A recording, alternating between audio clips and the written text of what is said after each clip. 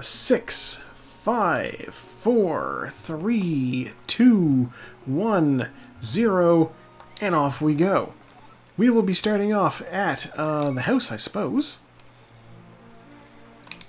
300 rupees.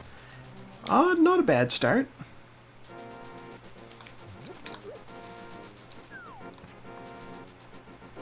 God, Stream Boo ads already. Caught by Automod, it looked like.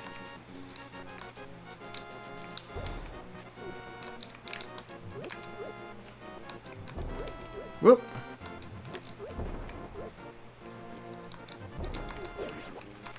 Okay, what do we got here? It just hearts. Alright.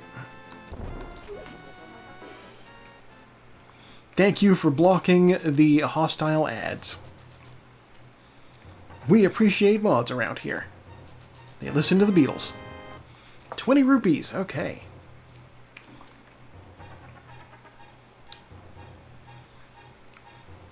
It's true. 50 rupees. Alright, let's grab some magics. Do you have... You have $1. Okay. Save and quit out of here. Not doing anything in there. Let's go to the sanctuary, I guess. And do our usual... Oh, sword! That's a great find.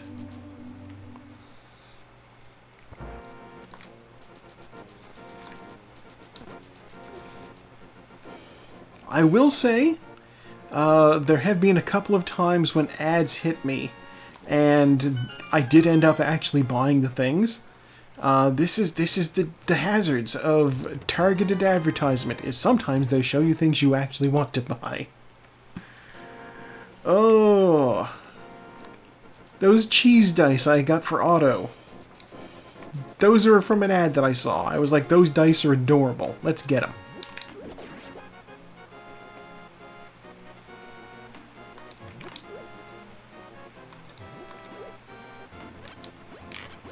God, right? Oh man, it's so unfair. The fucking Arby's dice. As far as I can tell, they only ever restocked them once. Okay, just a red rupee. I don't need that. The white whale, indeed. And like, they're not even a super complex design or anything. Bomb. Okay. It's a regular transparent die, except there's a cowboy hat in it. Really? Alright. What's over here? It is... Oh, I'll grab that. It's a full container.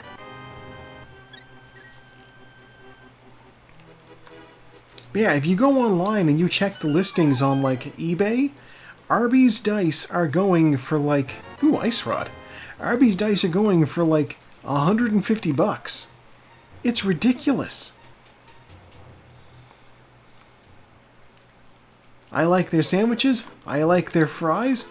I would have liked to have had their dice. Ooh!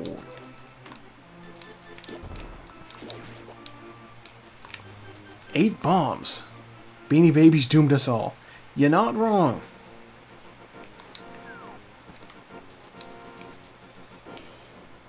Although now I have to wonder, how much of the Beanie Babies phenomenon is like... Because there was already... they may have been the first toy to do that sort of thing. Maybe not. There was kind of an aftermarket for Cabbage Patch Kids. That was kind of weird. But like, the Beanie Babies buy these things specifically to collect them. 50 rupees. Hookshot. Nice.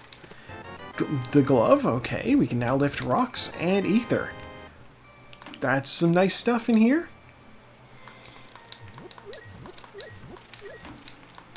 $300 more rupees. That is all the money we will need. That speculative collecting type deal really shot it into the mainstream. Yeah, but like also I know that it happened a little bit before then too with like comic books. And so like somebody had revealed that like a first issue of Action Comics was worth like $1.5 million or however the heck much. Like one of them sold for that or something. Ooh, bottle. And so people were like thinking, oh, if I have old comics lying around, they might be worth something. $50. And that led to the comics companies, 20... Half magic, we love that, and bombs, okay. That led to the comic companies just putting out like a bunch of different variant covers for comics and expecting that and correctly expecting that people would buy all the, several different copies of the same book just to have all the different covers. Because you never know which one's going to be valuable, right? The thing about selling collector's items is you need to have a collector client. That's true. $20 from the sick kid, bringing us to 777 rupees. Yeah, comic collectors, obviously, they are many in number and disposable of income. It's actually why I got out of collecting comics, is because I was not disposable of income.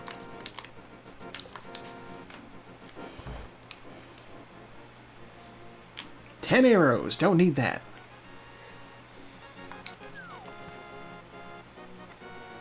Plus, all of the DC titles I was buying basically stopped happening because they rebooted the universe twice in the course of a year.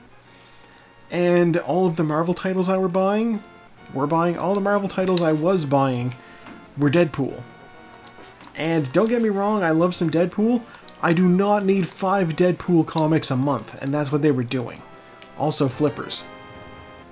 We can swim now.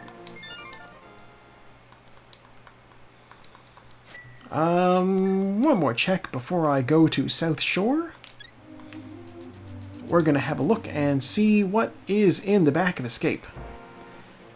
Yeah, and I don't know, it got to the point where I was going in and buying them and not even reading them. I was like... It was too much Deadpool. You know, it'd be like if I got a Deadpool movie every couple of months, I'd get sick of them pretty quick. Map, heart container, and heart piece. Okay. 2 out of 6 items remain, or have been obtained from Hyrule Castle. Now we do the South Shore checks. Yeah, I know superhero fatigue is a thing that has been spoken about very much, and it can happen with the reading material as well. And even with Deadpool. And part of the issue with the Deadpool stuff was, his solo book is just irreverent fourth wall breaks. $20, okay. It doesn't have, Deadpool has some actual story arcs with very good, storytelling involved. But that wasn't happening at the time. They were just putting out so many books that I was like, this is not gonna work. Speaking of not gonna work, I have not looked at the map yet. These are all crystals. Okay. I can't do any of these dungeons yet, though, technically. God, all of my crystals are in Dark World. Interesting.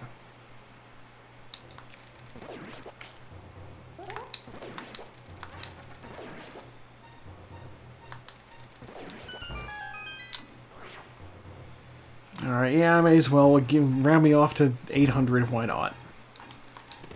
10 arrows. The bow. $50. $20. $50. Okay, well, armed with the bow, I can actually beat Eastern Palace. So that's going to be the first place that I go. Hey, come back here. A single heart is my stun prize. That's not bad. I'll take that.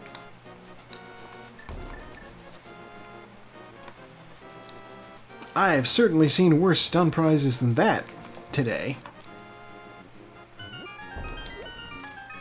The seed from last week, the stun prize was a single rupee.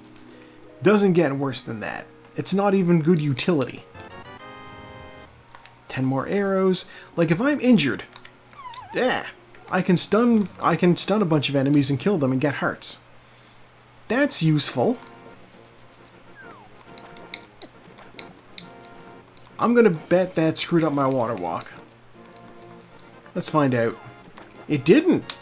I can still walk on water. Interesting. But the fact that I can swim means I need to be careful.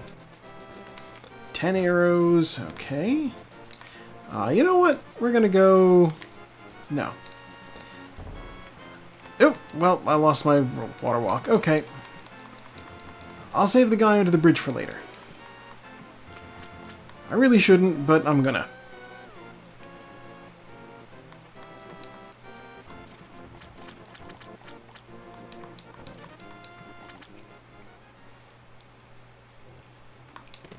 $20. Fire rod? Okay. Red potion. Yeah, I'll take it.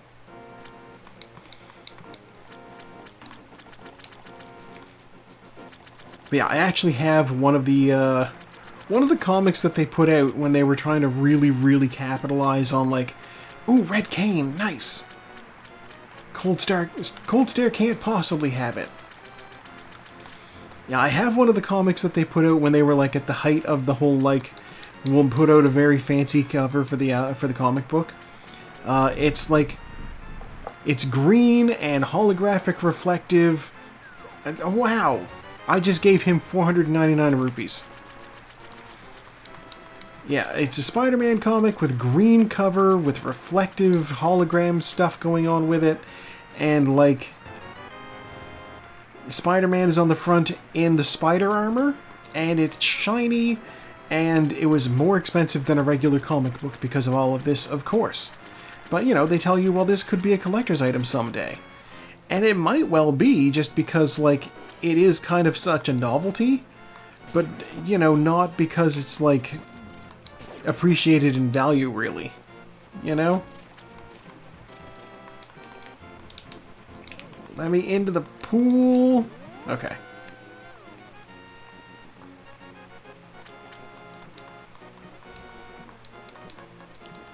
Yeah, like, it may have gone up in value like $5. You know, it might be worth $10 at this point.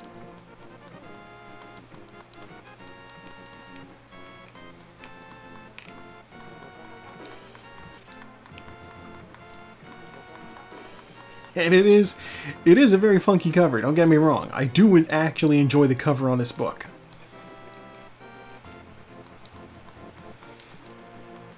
But it's got such a bizarre plot inside of it, and just $50, okay. Yeah, bizarre plot in the book, and it's got, like, it's got the first appearance of, like, there's a guy who they made for the Spider-Man comics who's just a complete visual knockoff of Spawn. If you Google the Spider-Man character Nightwatch, N-I-G-H-T Watch, he looks like Spawn. Which I suppose turnabout is fair game. Todd McFarlane, of course, cooked up Spawn while he was working on Spider-Man. As I understand it, he basically tried to give Spider-Man a cape, and they were like, what's wrong with you? Hey, where's Green Pendant? Palace of Darkness, okay. Todd McFarlane loves capes. Almost as much as he loves money.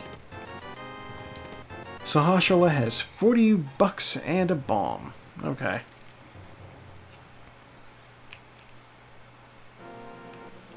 Yeah, it's like a weird mask he's got on. He's got, like, a super weird origin story where he, like, traveled in time.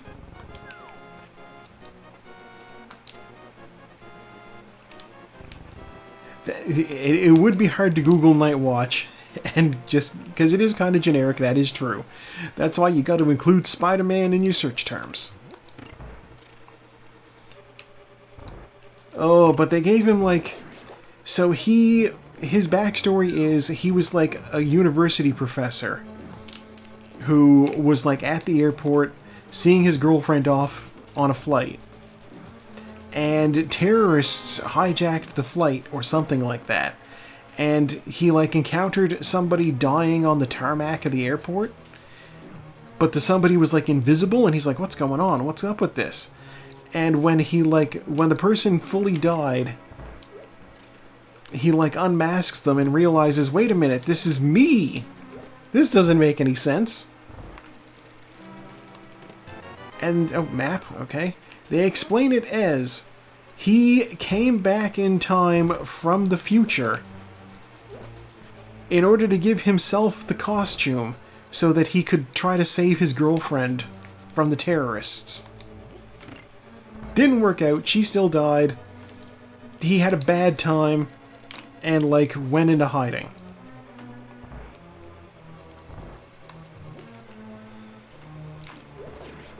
He figures the suit is cursed, so I don't like it. Bomb. Okay? And then there's like, he gets swept up in a whole weird plot. Piece of heart is in western wing of Swamp Palace. That's a very, very specific hint. My god. Hammer. Nice. That's Dark World access. We just can't necessarily do anything there. We're gambling today. Directly to the end.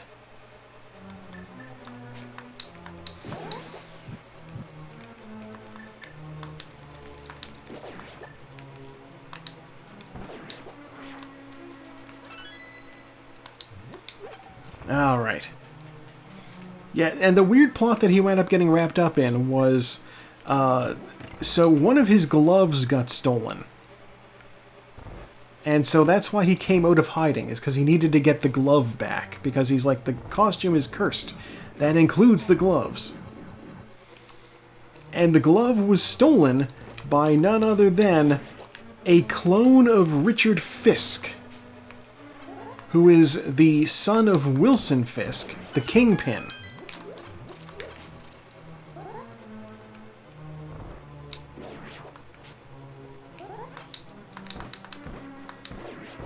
He wound up becoming a villain at one point in the comics called The Rose.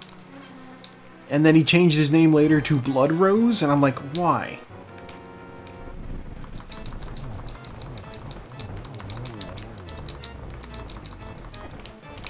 No!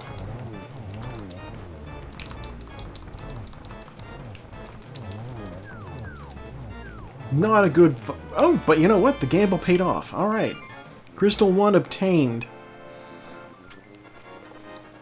Anyway, so him and his clone are fighting, and Spider-Man also has to deal with a pack of villains called the New Enforcers, who, as far as I can tell, none of them ever did anything other than appear in this one comic. so that's a thing that happened.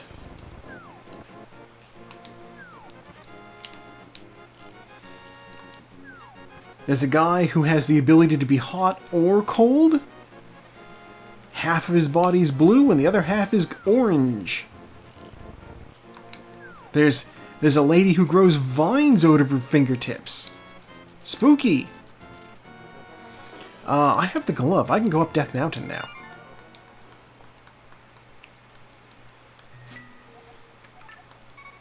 There's one dude whose powers seem to be just vague plants.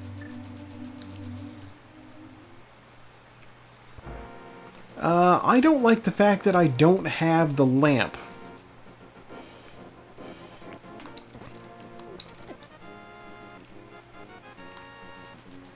My gut is telling me the lamp is either in Hyrule Castle, or it could be in Nagina's Cave.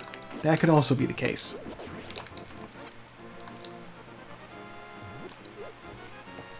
But we're going to do this.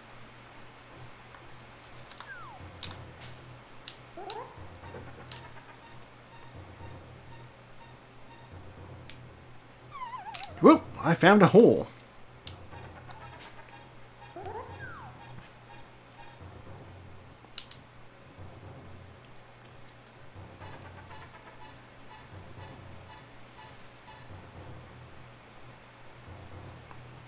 Okay, old man obtained, off we go. Oh yeah, also the people who work for who the new enforcers work for have been stealing super robots. So on top of having to fight all of these supervillains, Spider-Man also has to contend with 3 super powerful androids. Ooh, Heart Piece, okay. They are the Dreadnought, Dragon Man, and the Super Adaptoid, who is, I guess, Marvel's equivalent to Amazo,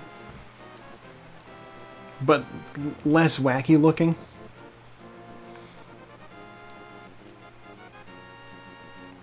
Oh, bombs up on top. I don't need those. And inside of Spectacle Rock is more bombs. All right. But yeah, no, that's why Spider-Man wound up making this armor, is because he was like, I have to fight like 15 people. I'm going to need something a little special for this. And so he cooked up a formula of hardened webbing and was like, this will keep me safe in the fight. And you know what? It did a good job for a little while.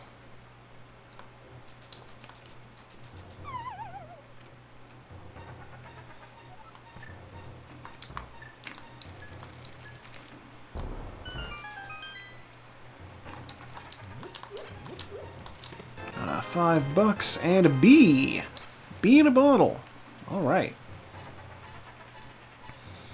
And it's got one of those bizarre endings too, where like he wraps everything up, the story's over, the cops show up to arrest everybody, and Spider-Man's just like, alright, book 'em guys.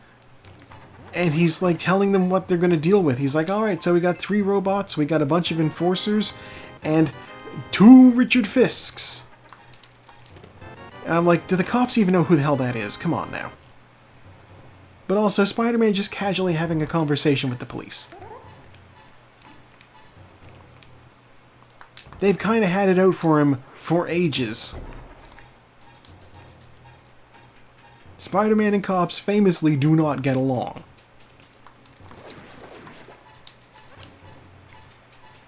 Part of the reason for this is the first love of his life, Gwen Stacy. Her father was a police captain. And what happened to her? Oh, that's right. She died on account of Spider-Man.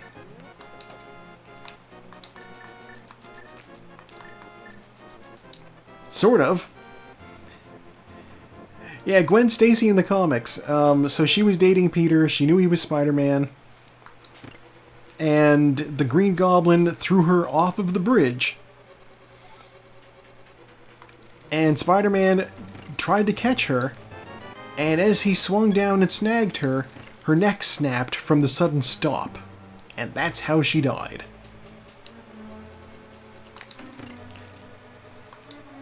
Heart containers in plain sight. Yeah, no, it's really rough. And, like, that is...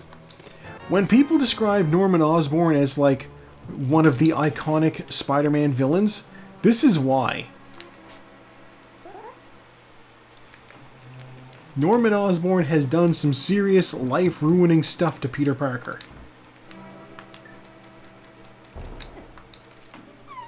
There's maybe one other villain who's come even close, and that's the Jackal, and only because he cloned Peter Parker like 15 times. Heart piece. I didn't... Okay. Map. Cash requires a bomb. I wasn't paying close attention to the first chest that I opened, but the fact that I don't have a small key... I've opened 2 chests. I opened 2 chests, and I got the thing in the basement. Or not the basement, the first room, so... There's 2 checks left in the dungeon. There's the basement, and there's Moldorm. There's a small key and a compass. Moldorm's going to drop either the compass or the small key. Ow. Anyway, so that is sort of the same Gwen Stacy as Gwenpool. I don't know if she's actually... Anything involving a Deadpool-type character is going to break fourth wall stuff somewhere. So it's possible she's from an alternate reality. Spider-Gwen is from an alternate reality. So, there's that. But Gwenpool is very possible. If I recall correctly, she might actually be the original this universe's Gwen Stacy, who somehow came back to life as a Deadpool. Which is not something I'd considered to be an option before, and I'm not sure why somebody decided to do that with her.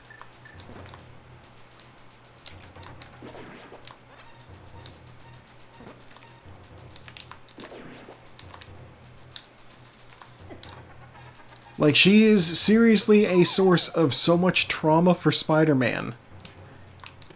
Ooh, Blue Cane. That it feels very odd to use her in that capacity.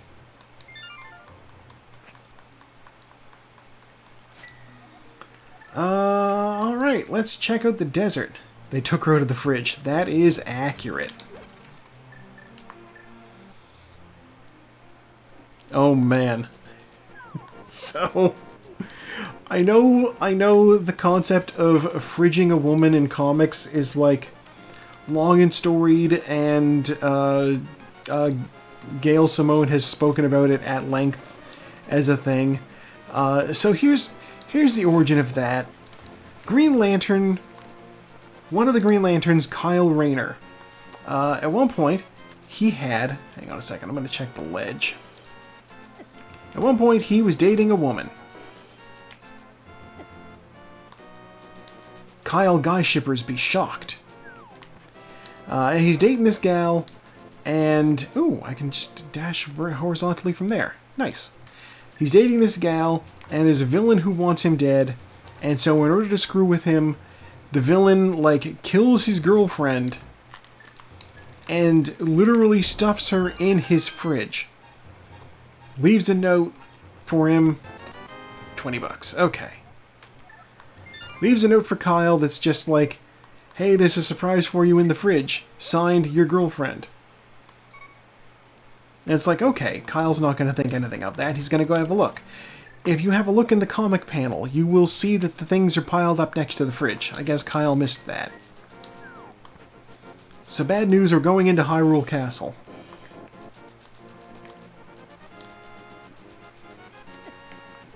I hate you. Okay. So yeah, Kyle finds his dead girlfriend in the fridge. That's a whole thing. He ends up decapitating the villain and shooting his head off into space so that he will never have his head put back on. What is going on with all of my dashes against guards tonight?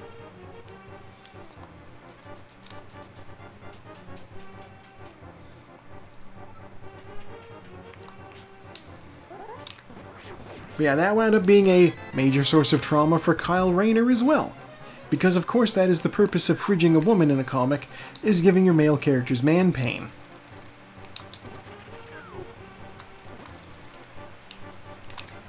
And it took them about 20 years, maybe 15. I'm a little bit foggy on the time frame here. It took them this long. They brought her back in the most absurd way imaginable. There was a whole story arc where dead characters were coming back to life as Black Lanterns.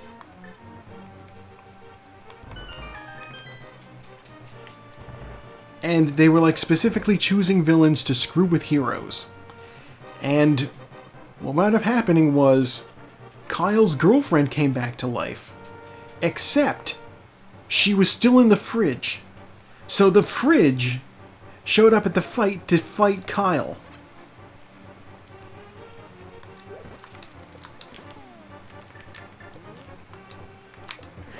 And, like, it had a Black Lantern ring fridge magnet bottle. What the heck?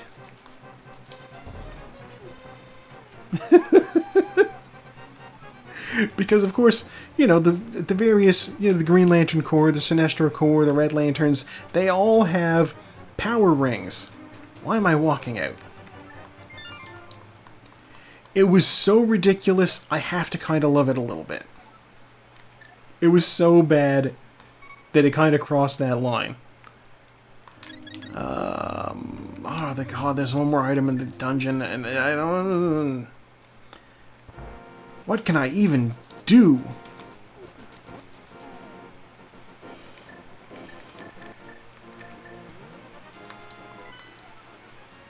I can't get into the desert palace. I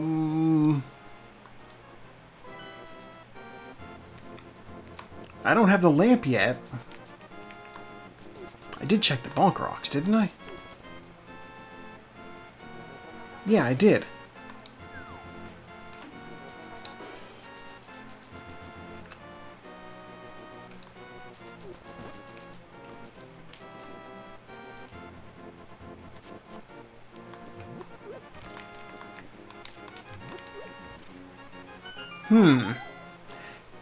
Yeah, it's in such poor taste that it circles back around to kind of hilarious.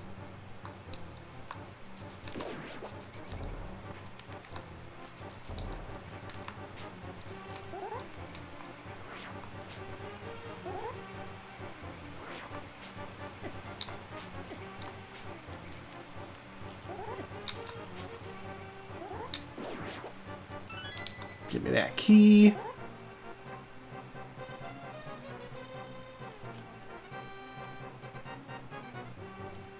I'm like, I know the door's around here somewhere.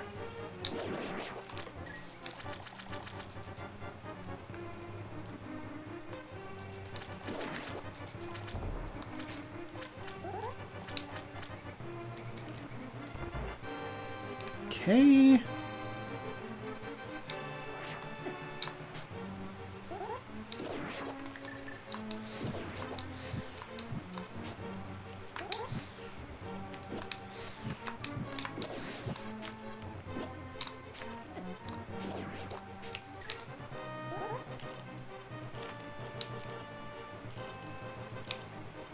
Supposed to be a lamp over here somewhere.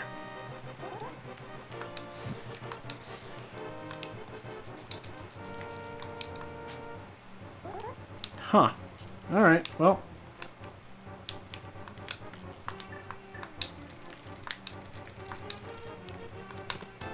It's 20 bucks. Where the heck do I need to go?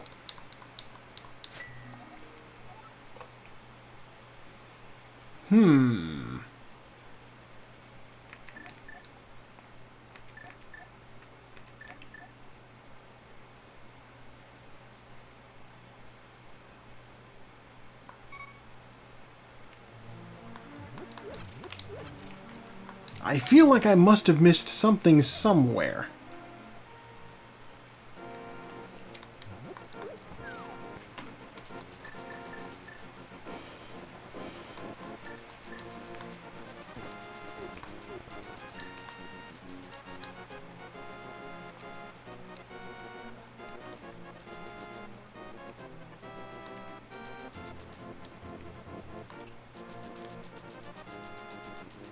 I guess I could dip back into Eastern and see what's going on over there. Like, I don't have the Moon Pearl, right? No, I do not.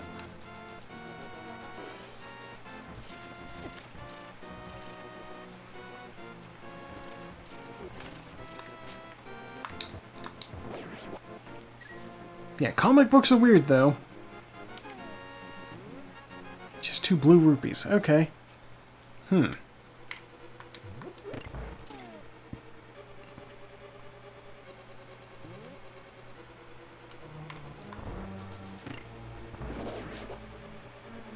I did grab this chest. I did grab that chest. Okay, there's nothing else in here for me.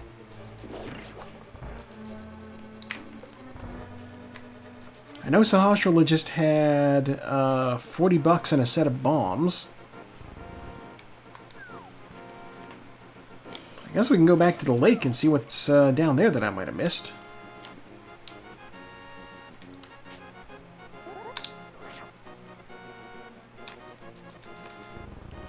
Yeah, I will also say all this Green Lantern stuff that was going on with like 6 different Lantern Corps that were all fighting each other and so much stuff. It basically coincided with me being like, there's too much shit going on in DC, I'm out.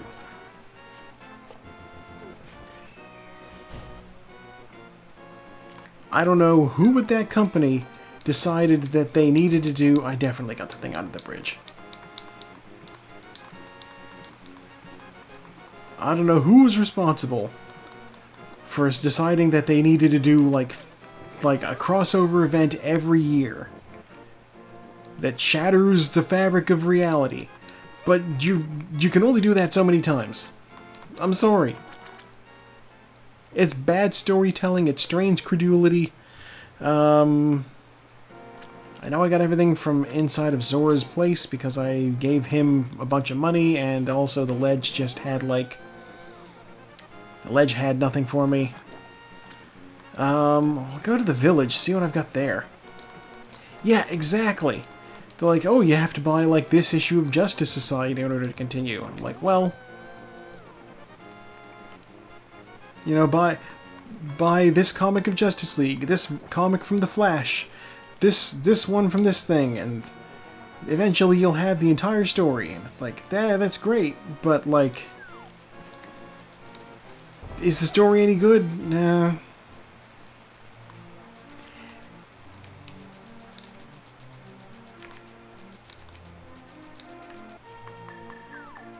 Like, I got all these.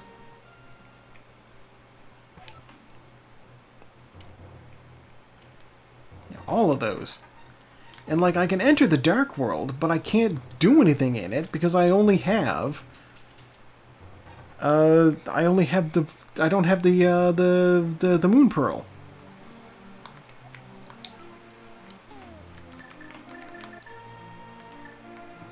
Will you buy a regular bee?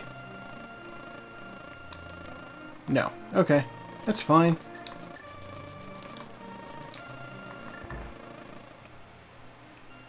Oh my god! Oh my god! I'ma kick myself.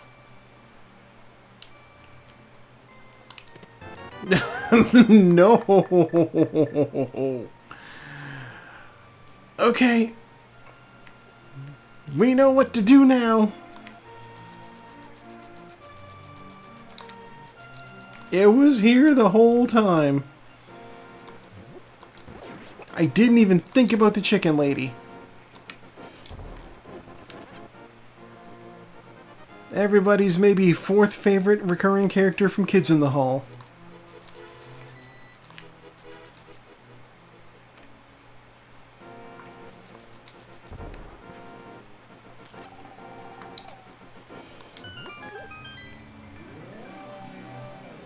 Alright, well, here we are in the Dark World. What do we got to deal with? Pendant up north. Okay, well... Oh god. Dungeons. You used to have a chicken lady shirt. Oh man. Given the era that that show was from, I can only imagine you were not age appropriate to be wearing a chicken lady shirt. Single heart and heart container.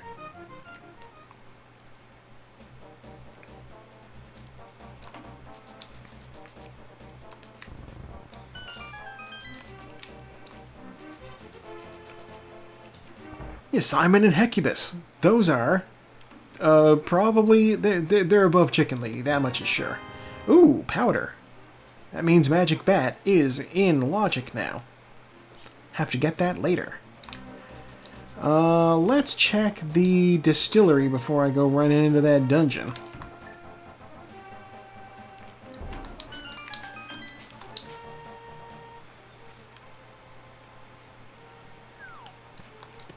Ooh, blue mail. That's handy. The guy who was mad that his bike got stolen. That's a recurring character, right? I'm pretty sure he showed up for multiple things.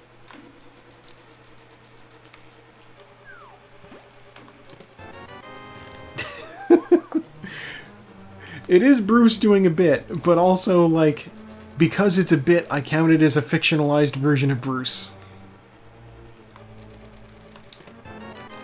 Small key.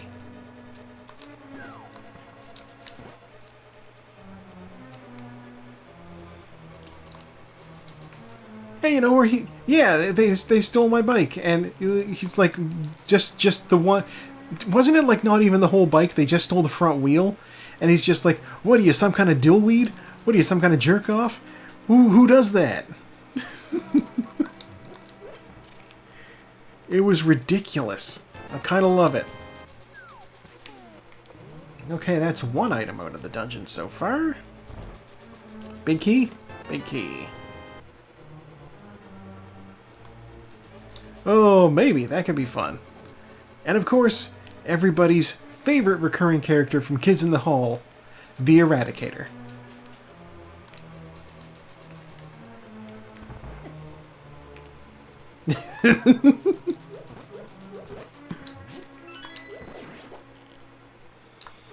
I'm so glad he came back for the reboot.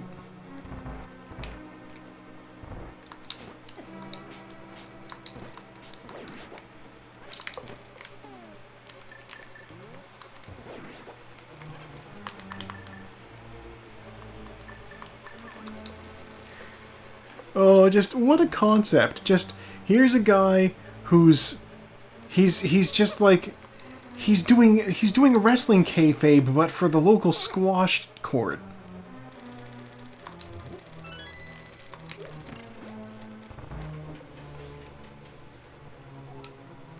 I love it. I have to imagine that's the pick. That's the pitch, right? Like, what if a pro wrestler was, like, a squash player? Compass, okay. What do you guys got? The world will never know. He's having a very middle-class midlife crisis. That is true.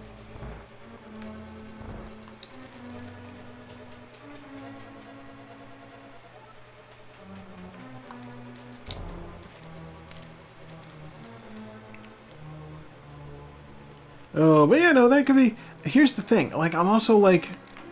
Kids in the Hall is a show with just 4 seasons.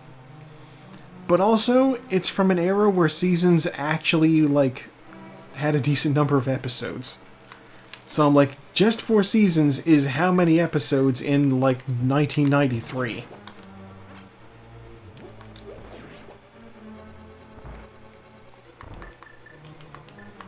Oh, I'm sensing tragedy behind that used to.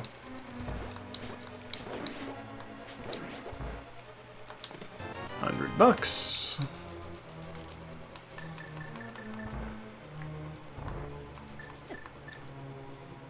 No idea where they went. Oh.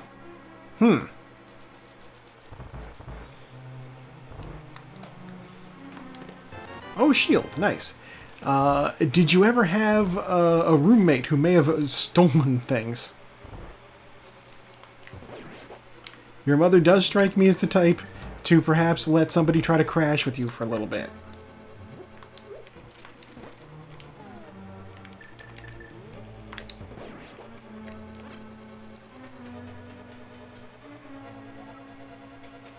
Okay, fair enough.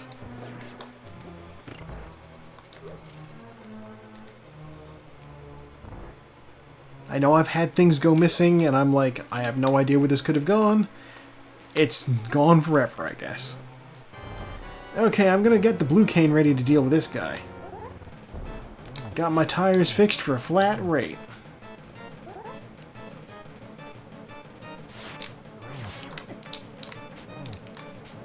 God, I still remember at my last job, one of my coworkers was like, they couldn't do Kids in the Hall these days, and I was like, they've literally done a new season. But the fact that the original series is only rated G is like, well, it turns out that they could very easily do it.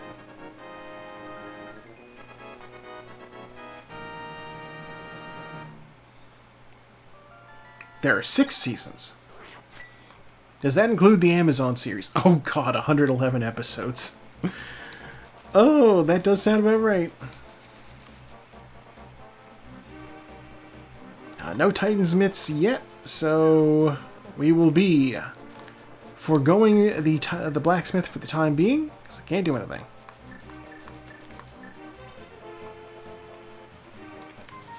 Dig game. Rupees. Rupees. Rupee. Give me the goods. Single arrow. I don't even need it. I don't have arrow capacity. Yeah, 25 minutes each, so we could do like one on and off.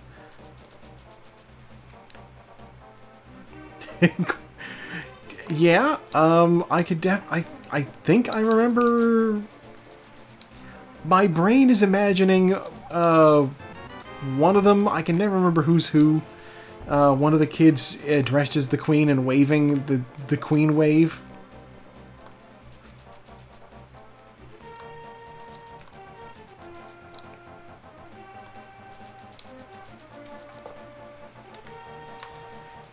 Though now I have to wonder, Sinbad. God, I have everything I need in order to do Swamp Palace. No, I don't. I don't have the mirror. But I can do Hype Cave.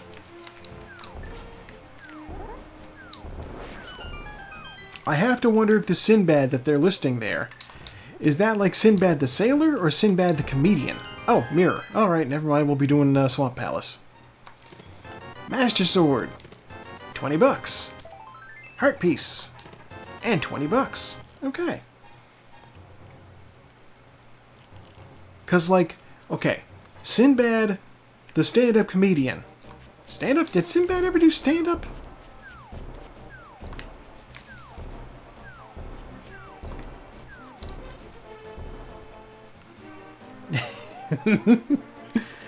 Yeah, like, I don't imagine that the kids in the hall ever did Sinbad the comedian. Because that would involve that would involve a Justin Trudeau costume, and I don't think they ever did that. If they did Sinbad the Sailor, it's also the correct time period because there was a Sinbad TV series that I think starred maybe Jerry O'Connell or his brother as Sinbad. I'm pretty sure it was Canadian and it was like a thing at the moment. It aired around the same time as like Xena and Hercules. Same general vein, except Canadian.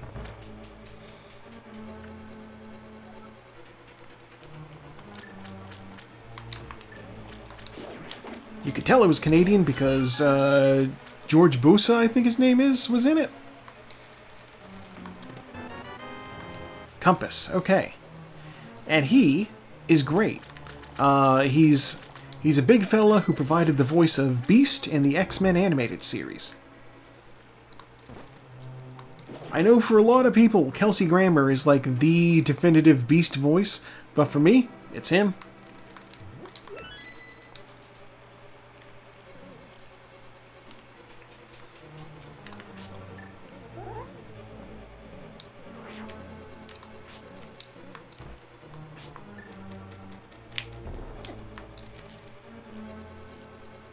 Oh yeah, no, Kelsey Grammer played him in one of the movies. Because he does have that, like, intellectual Shakespearean quality to his voice. Basically, they just said, do Frasier. And that is basically Beast.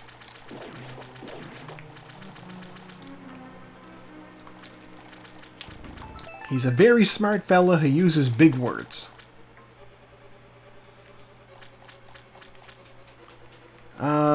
God. I don't know if I should be going over here, because I know that one of the items over here is trash. But I'm going to do it anyway.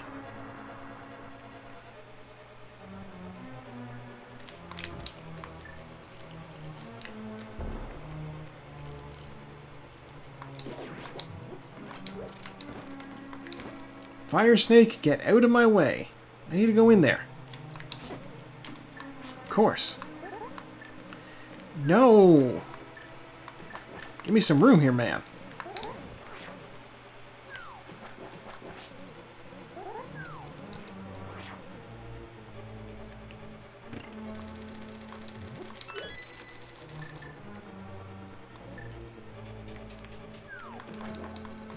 Okay.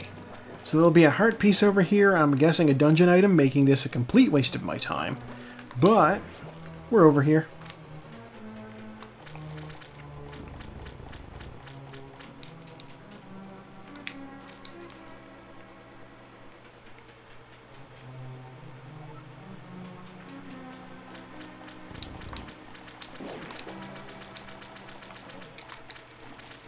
Yes, Kelsey Grammer, of course, to the educated of us, is best remembered as the Rumble. What's his name?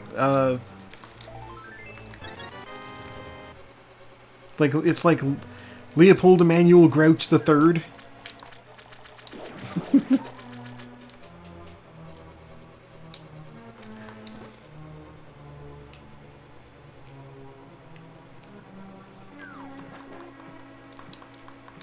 The Rumble, my god.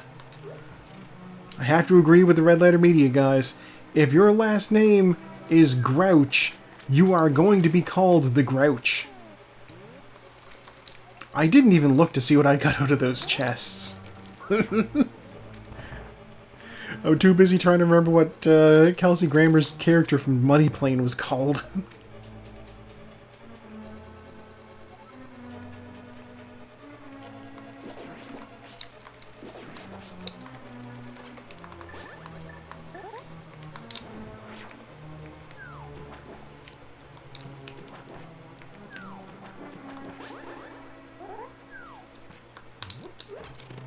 There's our big key. There's 10 arrows. The big chest is actually an item. Let's go get it.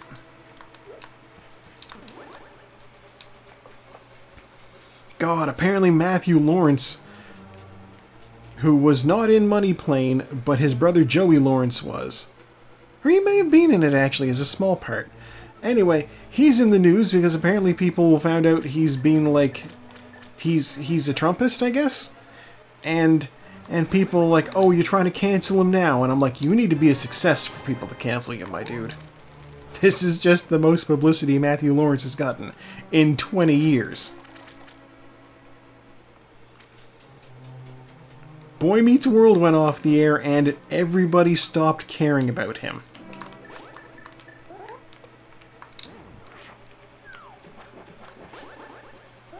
He is not a celebrity, he's a man who makes residuals off of Boy Meets World.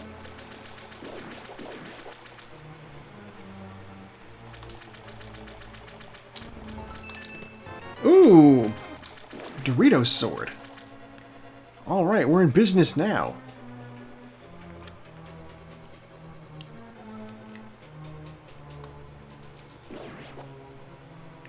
I'm going to have to double check, because I don't think I'm going to need to go kill Cold Stare, which means all of our bets about what's on him are going to be off.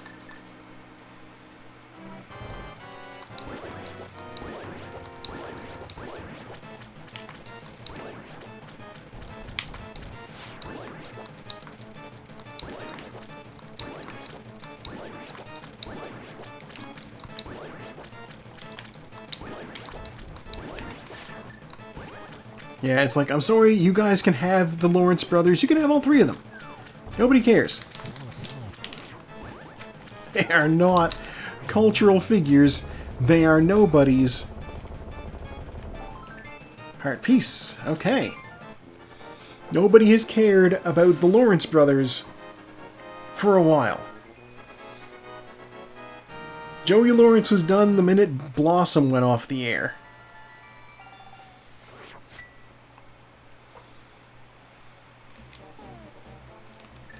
And honestly, like, given the way he tries to pronounce concierge, I can't exactly fault people for no longer caring about Joey Lawrence. His catchphrase was, whoa.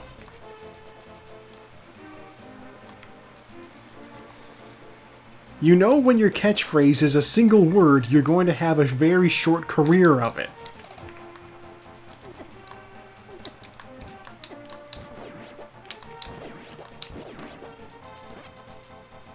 Am I being mean to Joey Lawrence? Perhaps, but no more mean than whoever installed those hair plugs.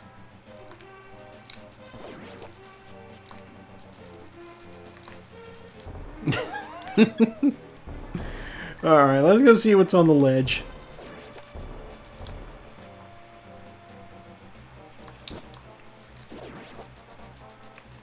Ooh, full heart container.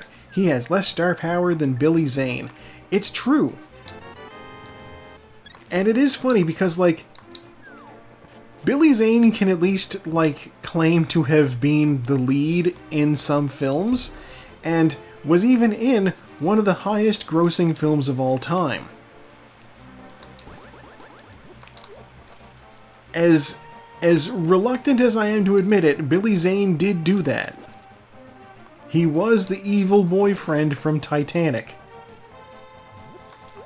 I had completely forgotten that that was him when I was making fun of Billy Zane for his work in The Phantom. Joey Lawrence, not so much.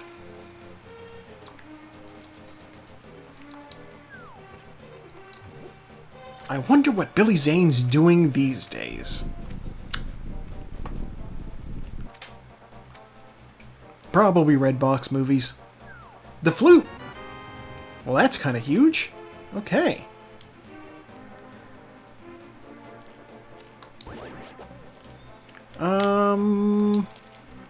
Give me that. Okay, well, so armed with flute, I'm gonna mirror to the light world and save and quit.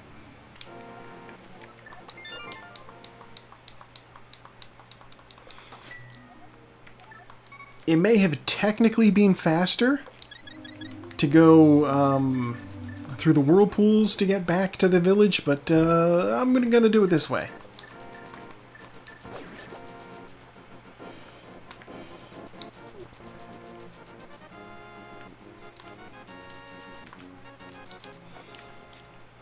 Is by activating the flute, I can fly around. It'll be faster. And also, while I'm in the village, I can check to see what the magic bat has. And now that I have the mirror, I can also do, you know, I'll enter the Dark World. Then I'll do the magic bat. I will re-enter the Dark World. Then I'll check Cave 45. So I wasn't able to get that before. We have a strategy. It is workable. We're going to do it.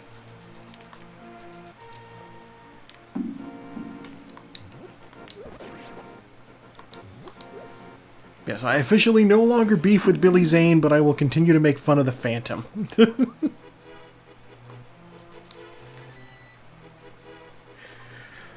Oh, I got some truly great bits for my video out of that thing.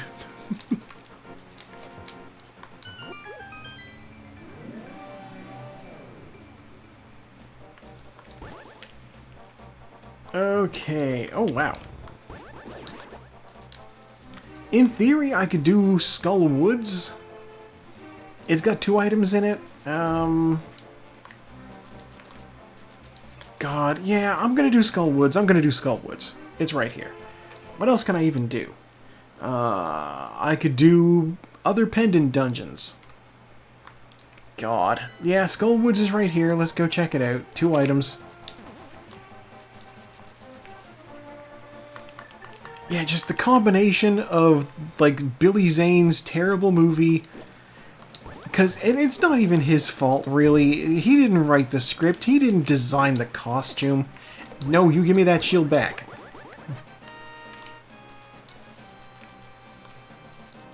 You know, he was just paid to be the Phantom. I'm sure he did what he could with it, but, like, dude, you didn't need to do that. You had options. You had choices. You were relatively hot property at the time. You followed up. You did Titanic. To then turn around and be like, I'm gonna do the Phantom and play a superhero with no powers in a purple bodysuit. That's what I'm gonna do. It's like, well, I don't... Okay. Maybe he decided the movie scene wasn't for him. I mean, after being in The Phantom, I could definitely understand why. What's... a Bomberman? Do do do do do do do do do do. Why do I turn into Bomberman? That's weird.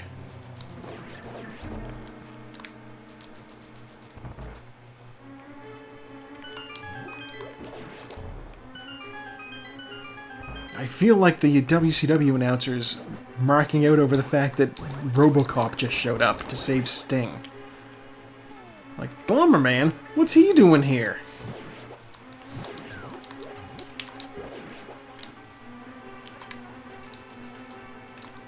Also, that is a real wrestling storyline. Storyline that happened in one episode. Sting, wrestler, not musician, Bomberman, was locked up in a cage by some of his opponents. And who came down from the backstage area to save him? But RoboCop, who proceeded to rip the door off of the cage. Now, I understand kayfabe, but I can't suspend my disbelief for RoboCop.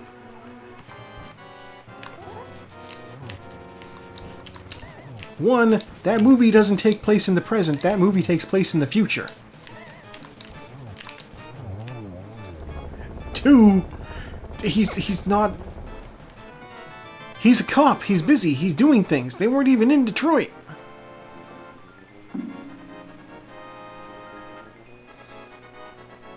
Also, I'm like, what's this ping on my Discord? It's Wordle. Everybody hated yesterday's word.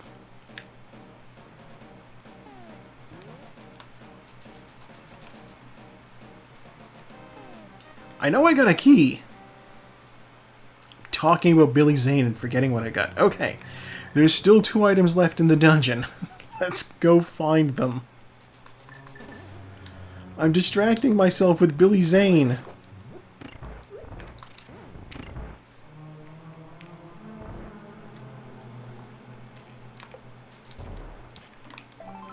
There's one. Regular race talk. It's true.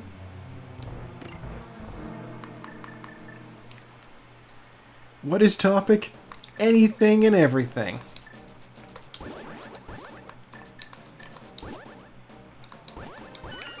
Why did I go in that door? I don't have the big key. Well, whatever. If I find it... I can just use the mirror to zoop right back. Yeah, no. That's a calculated move on my part. I did it on purpose, not by accident. There's the map. Which means I believe this chest will be the big key. This chest is the book. The book is good, though.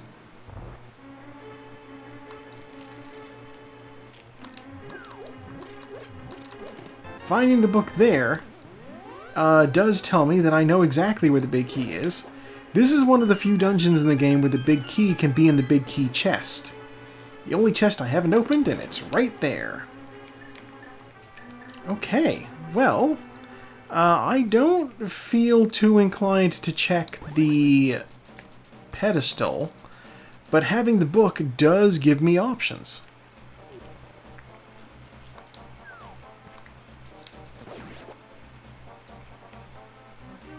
The book may be important. The book lets me check bombos and ether tablets.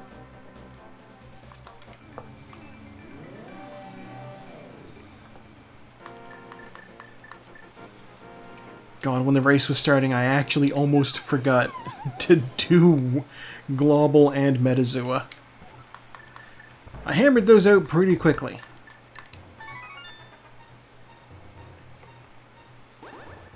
I think it took me like... Bombos, okay. It took me like probably 8-ish guesses, maybe more, to get the animal, which was the animal from Metazua was, if you haven't done it yet today, cover your ears for spoilers. The animal from Metazua was a mussel.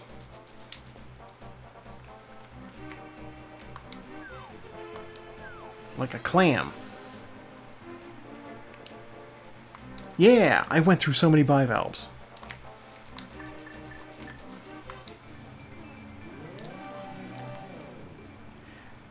Oh, but I got it eventually. What do we got in here? We got the bloomerang.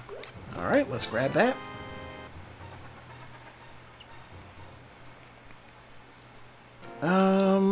Gosh. You know what? I can do the desert now. But I want to check Bombos on the way, so we're going to do that.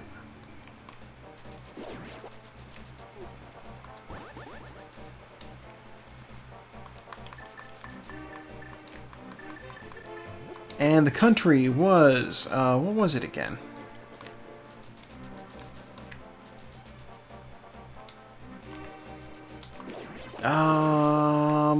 It was over towards Egypt.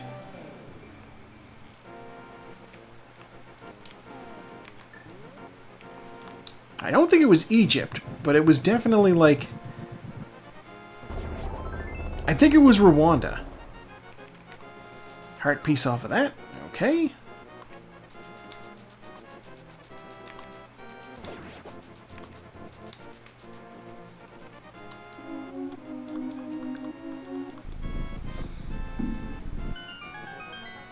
In theory, I can check.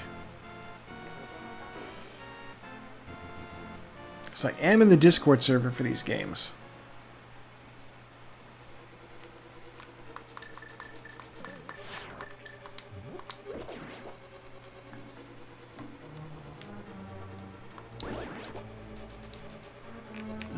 Let's have a look in here.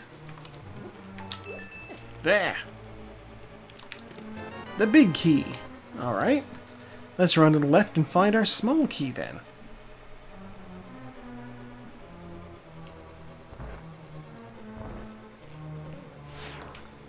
Alright. Shield.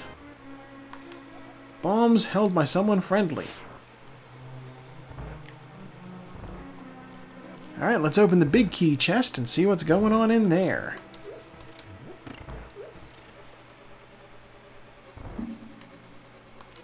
There's our small key. Alright.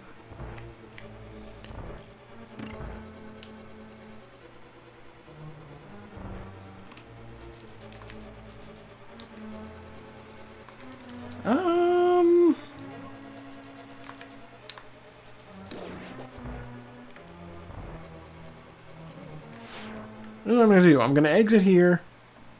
I'm going to go to the boss. I'm going to go to the boss. I'm going to fight the boss. There's one more item in this dungeon. If I get it off of the boss, then I know that the two chests over on the right side of the dungeon are both... I know that the two chests over there are going to be the map and the compass. Let's see how this pans out for me.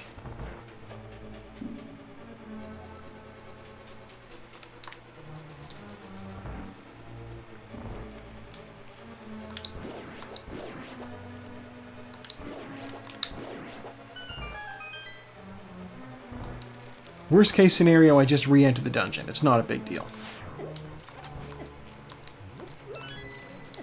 Bah. Okay. We're screwing this up a little bit. It's fine. We don't need key dashes necessarily. It's okay.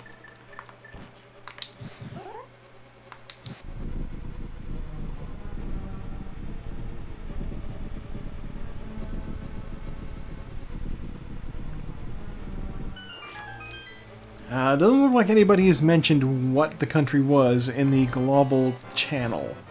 So, it's a mystery.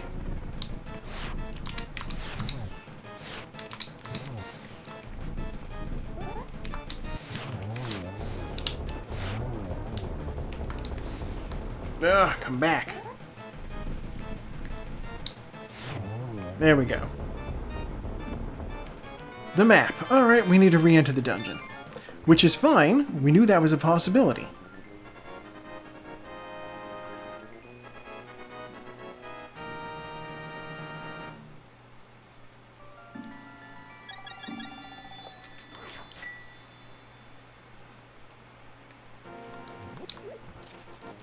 And honestly, very easy to do. I mean, it's right here.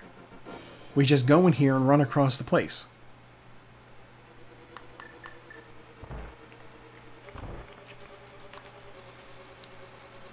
Nah. I got stuck on sand?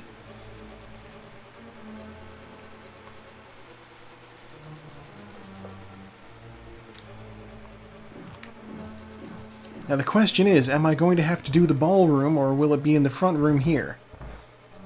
Let's find out. It's in the ballroom.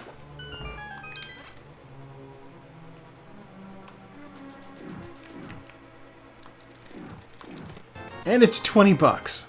Alright. That is all of the dungeons for here.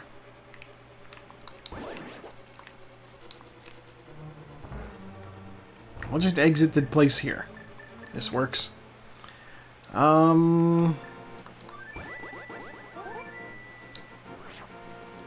Guess we'll go up the mountain and grab whatever's on the ether tablet. Why not?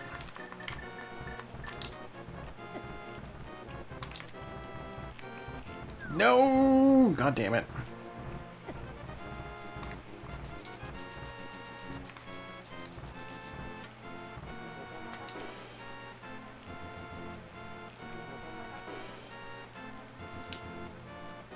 I've heard rumblings.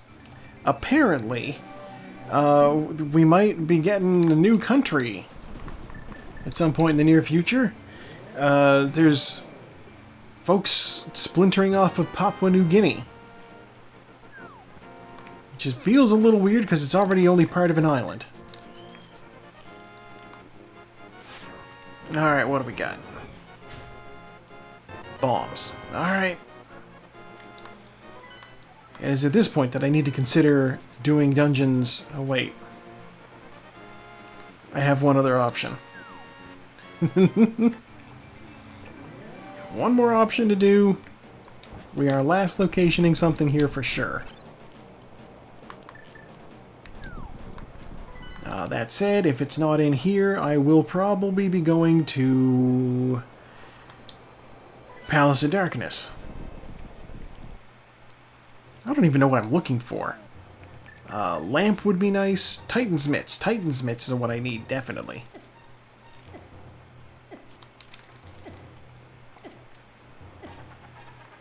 I was wrong. There's one more check I can do. And that's Graveyard Ledge. So I have this, I have Graveyard Ledge, and then I have Dungeons. Red Boomerang. Alright.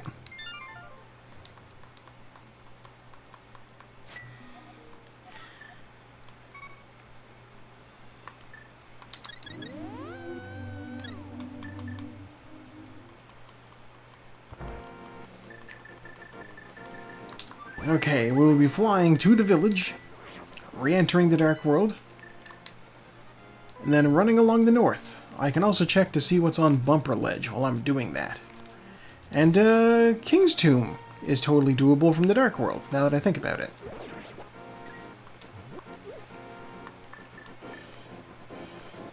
I will also refill my magic from the tree that drops off magic.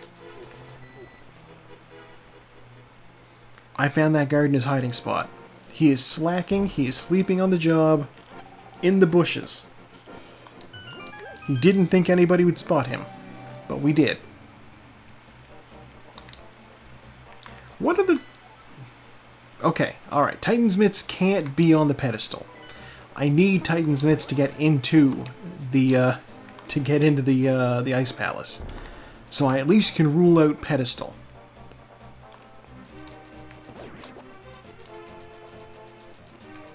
Thank God for that. I did not want to have to do Ped Seed.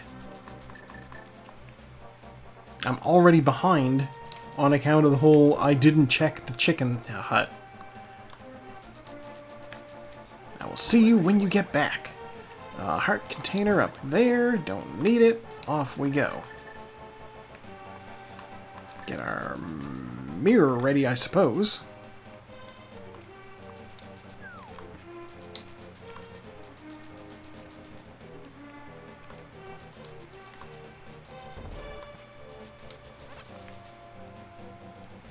Okay, in we go. Somebody in my guild is talking about karaoke, and apparently the place's set list is... They have a lot of has-been hotel music. I'm like, congratulations, you've entered a weeb bar.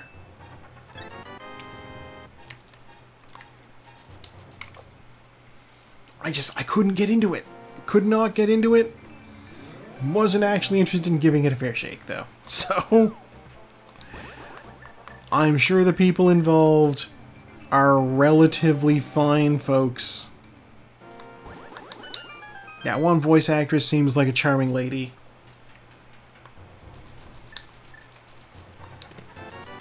God, it's in a dungeon!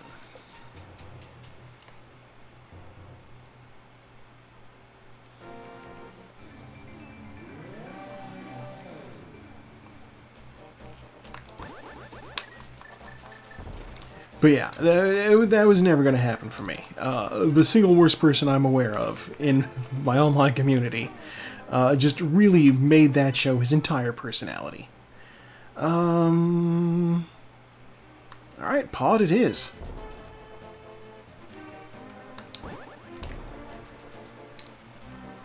Which, given everything else, may be where I find my lamp. Oh. Can't hook across there. I guess I need to swim and then come down. Yeah, negative association is a powerful thing.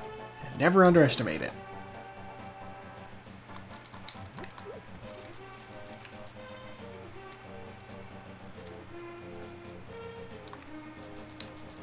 And frankly, positive association goes the same way too. I can watch some truly terrible things, and as long as they have some nostalgia factor for them, then it's good, you know? I will still to this day tell people that Teddy Ruxpin has solid world building, based off the fact that, you know, one, it had a map, and two, I watched it as a child. Not exactly the most scientific of criteria, but, you know.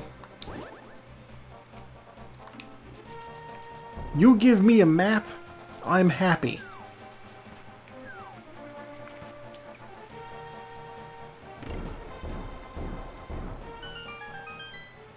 It feels like something that more fantasy settings need to do. Just, here's a map of the world, printed on the inside cover. Like, if you want to set an overarching thing throughout the course of the entire world, like, if Tolkien never gave us a map of Middle-earth... Oh look, there's our Titan's mitts. Okay. No, I don't have the lamp. I'm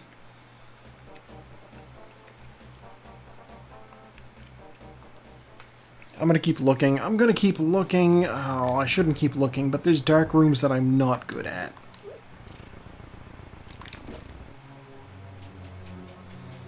And frankly, the Titan's mitts do open things up on Death Mountain.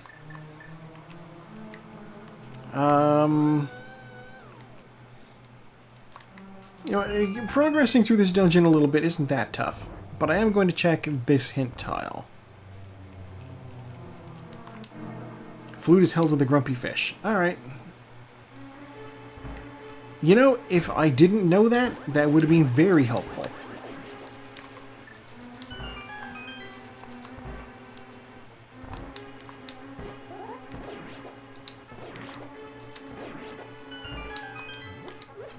I have a little logic going on here. Basically, if the lamp is in this dungeon, it will be in one of very few chests.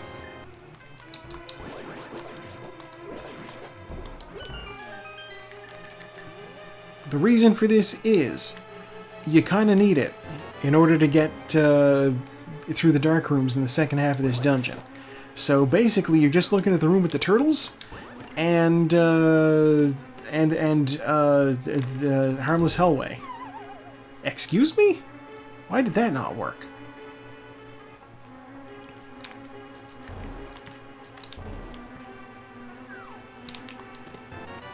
Okay, there's our big key. Okay. Let's also grab the keys out of these two chests, because I'm sure they're going to be keys, but, you know. It's important to check things.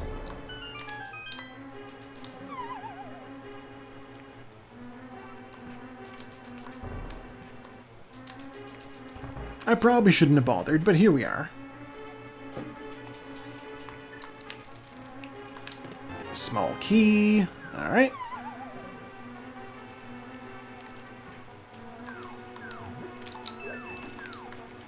And small key. Somehow I knew that was going to be the case. Must be psychic.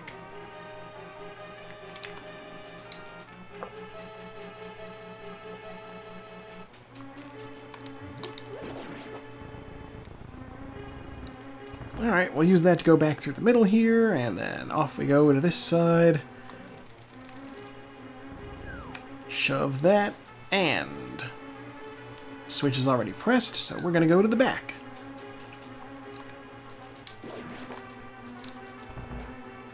How did I manage that? I got the key dash without lining up anywhere.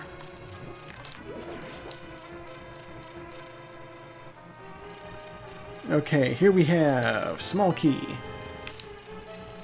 And inside Harmless Hellway is small key. Alright.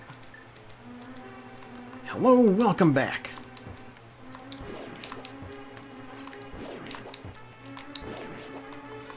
I realize I can actually check the chests down here because I can do that. There's the map. And okay.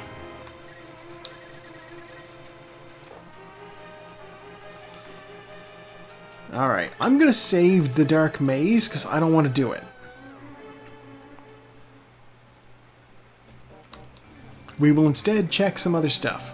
I'm going to check the Mire Shed area. So there's usually some good stuff there.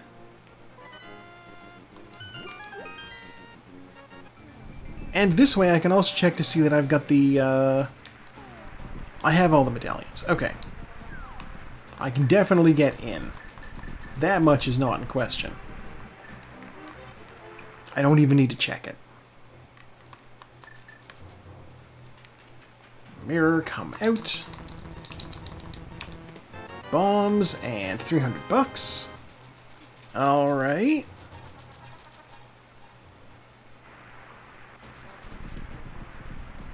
It's bombos to get in. That's good to know.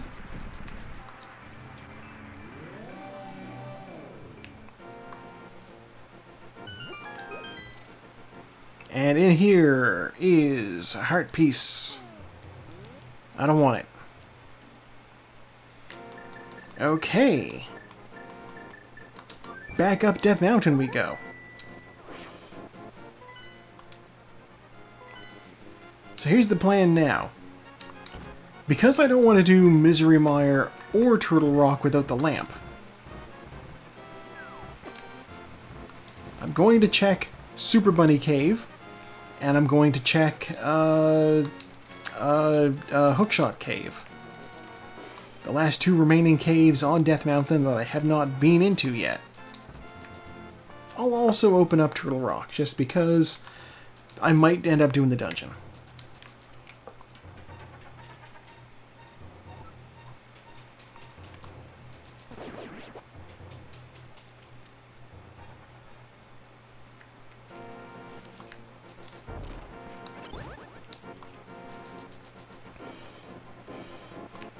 If I find the lamp, then it's worth doing Turtle Rock. If I don't find the lamp, then it's still worth dipping into Turtle Rock, because there might be a lamp inside. Bonk, bonk, bonk. Okay.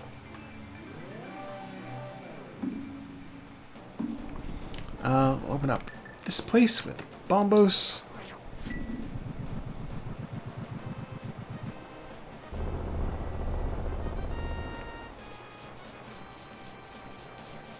guildmate who is reporting on the karaoke bar has also mentioned they have a bunch of Guilty Gear music. And I'm just looking at the listing and I'm like, where's the town inside me? Also, while I was prattling there, Taco and Servo both finished. With a 2-second time difference. Jesus Christ. That's fun. $20 and $20. So that's officially a tie for first. I believe the time limit on when we decide things are a tie is either 3 seconds or 5 seconds?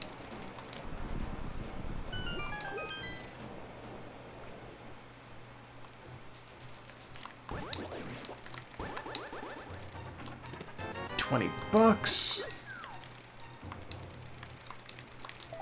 Heart piece.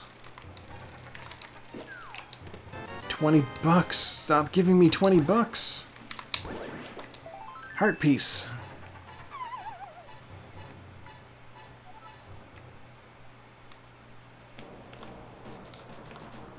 Okay, well here's the thing. The dark room in Turtle Rock is a lot more forgiving than the dark room in Misery Mire. Which sounds a little bonkers when I think about it, but Compass is in Tower of Hera. That is not helpful. The dark room in Turtle Rock here is just like the room with the tracks. No? This way. The maze with the tracks, and we can do the maze with the tracks easily enough. Small key, alright.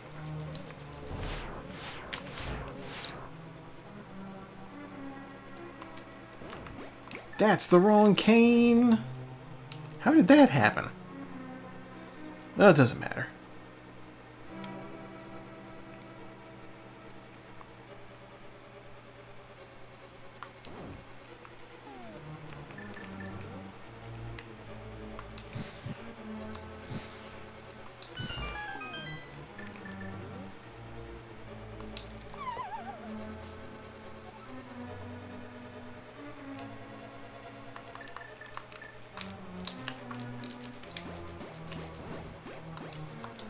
Map and small key. Okay. Zoop on back to the front so I can grab that full magic, and we will continue on our way into the back. Begin our long descent into the belly of the turtle.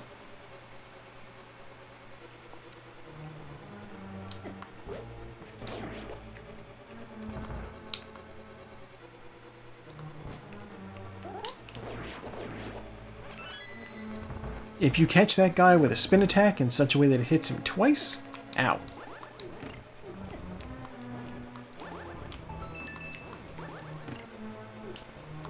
Ow.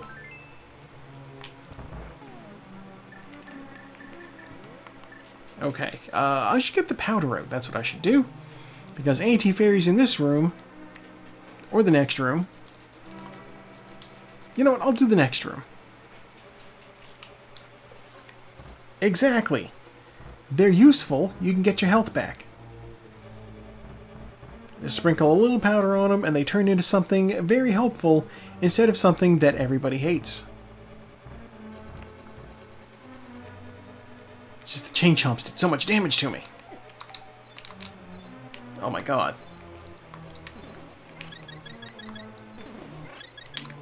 Like it would be helpful if I actually did this correctly.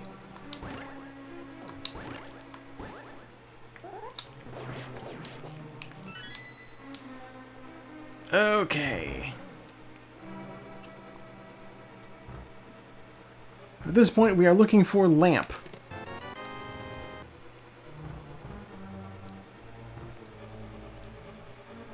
Not technically go mode for me, but it is practically go mode for me. The game logic dictates that you should have the lamp before you do this dungeon. So I'm banking on it being in the dungeon before the dark rooms. It could also be in Misery Mire before its dark rooms. making this a real conundrum. Ow.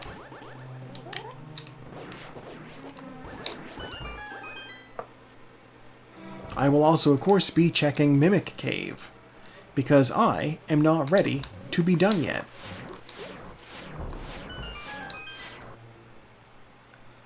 Kara just finished, taking 3rd place. Yeah. When 2 people tie for 1st, then the next person is 3rd. Part of me wants to be like, well, technically, maybe 2nd, but no, that's not how it works. I do want that full magic. Give it here. Are you lamp? Your bombs. Okay. Well, we still have a big chest in front of us. You never know. Find out what's in that.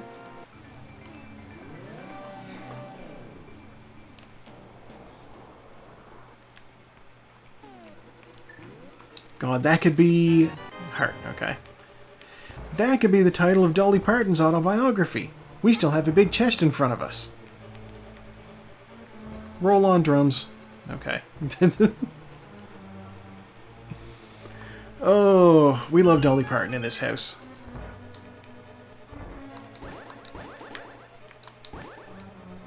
Excuse?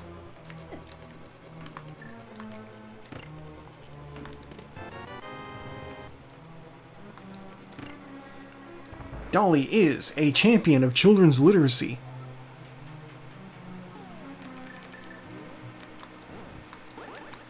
We love that.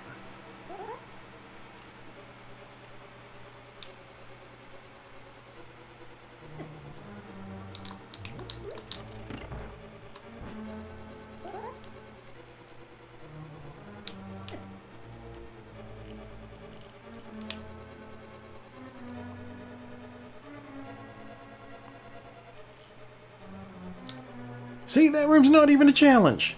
Easy.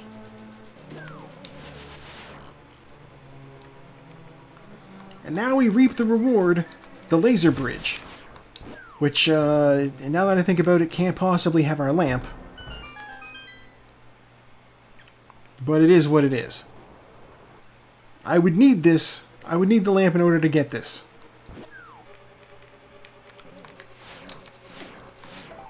Heart piece. Refill my health after eating so many hits from these stupid eyes. There's our small key, which we need to get to the boss. There's another heart piece.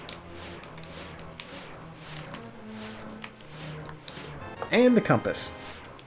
Which means the boss is going to have our last item, which is fine.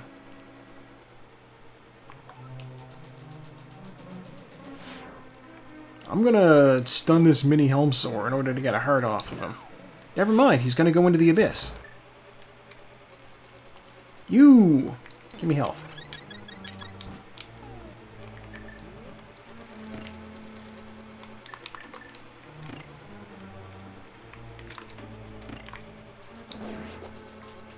Okay, well, this is fine. This is fine.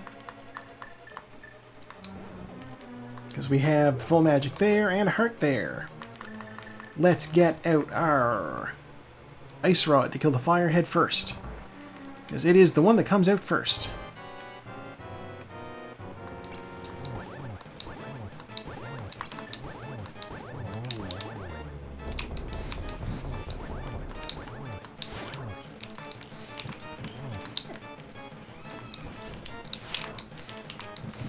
Come on, me.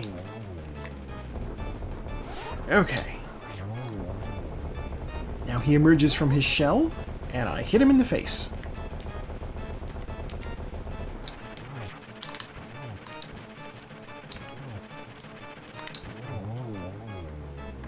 Ideally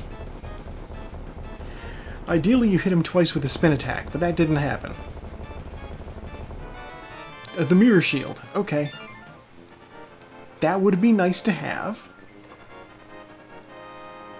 It is what it is.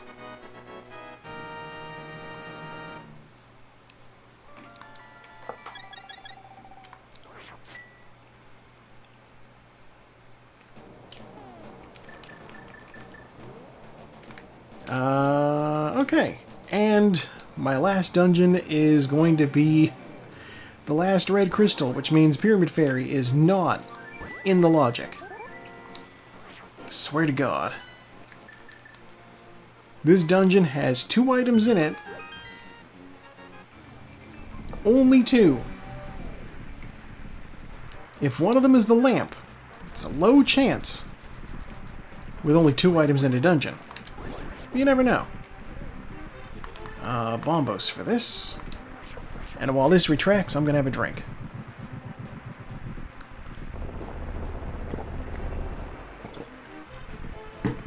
Have not had too many occasions for water this race.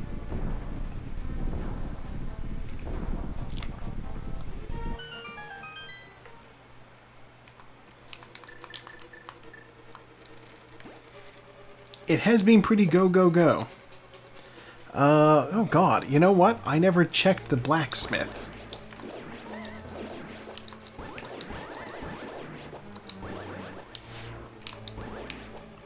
Decent enough chance that that's where my lamp might be, somewhere on the smith chain.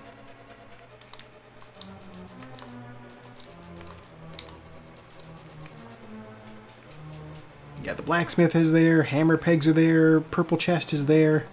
All very reasonable options for where this lamp could be.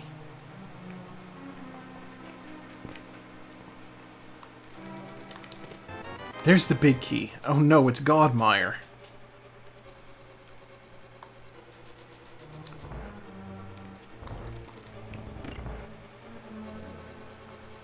Which of course means I should go immediately to the boss. But also I don't want to go immediately to the boss, because that involves the dark room. Heart piece. Okay. One more item in this dungeon.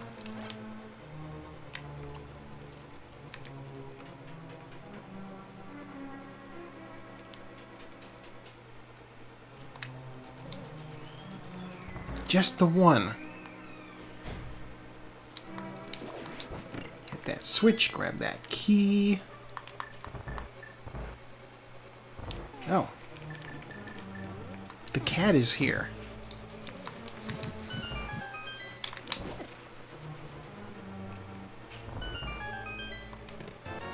$20. Okay, we don't have a lamp in this dungeon.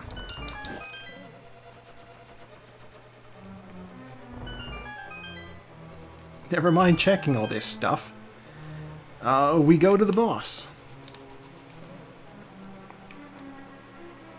We attempt to go to the boss. Oh my god, this is going to suck.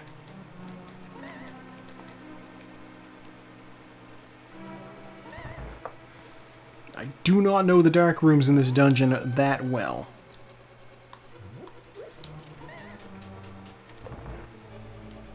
So this may be a little bit of a disaster.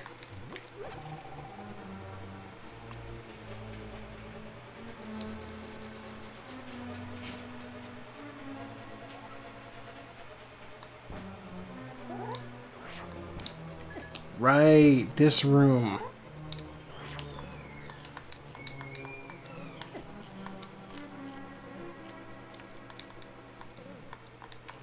Hello?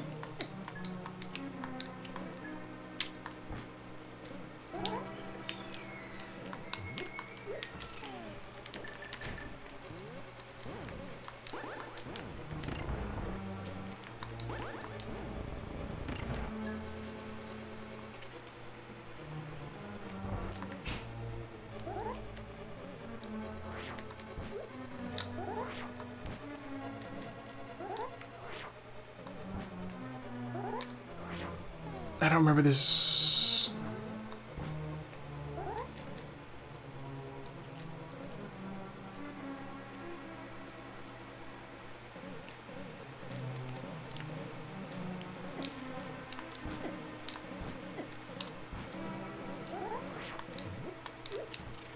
Okay.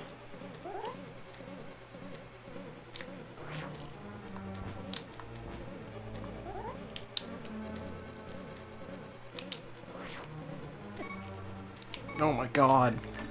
I can't see a thing. A stupid dungeon. That's what I need.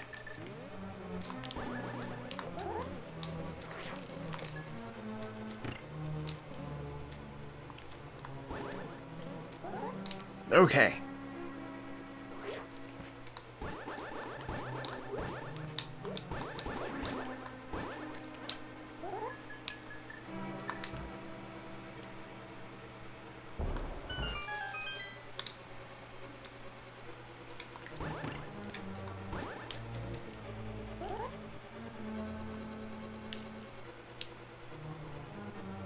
Alright, the good news is we navigated our way through the dark rooms.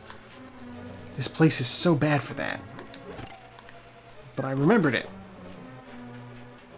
So now we just need to go fight Cold Stare. Not Cold Stare. Vitreous.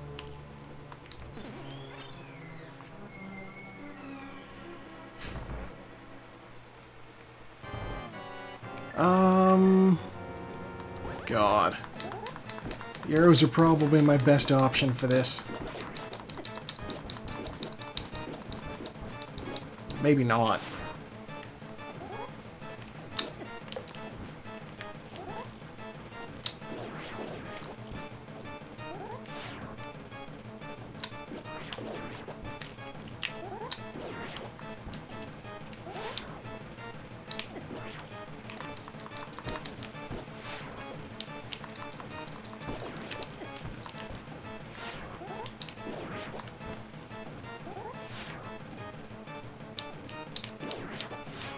Okay, now I just need to shoot him like 8 times. 1, 2, 3, 4, 5, 6, 7, 8.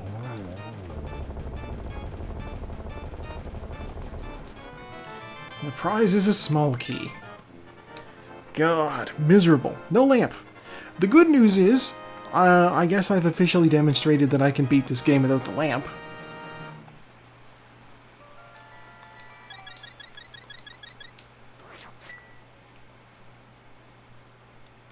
I mean, I haven't beaten the game yet, but, you know, I don't have any real obstacles in my way anymore.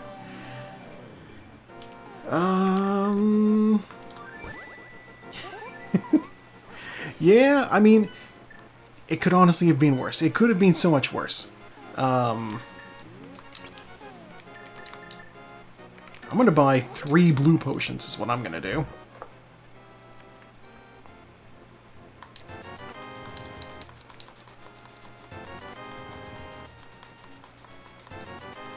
Because they are useful and I could use it. Alright, now we have all of our crystals, so we're gonna go fight Ganon.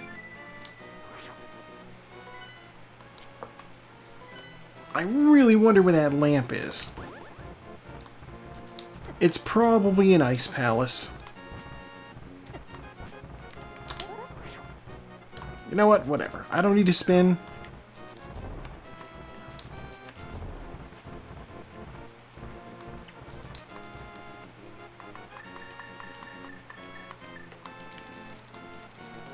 It's fine. I don't need the hyperspeed. It was only a very short trip that I'd be using it for.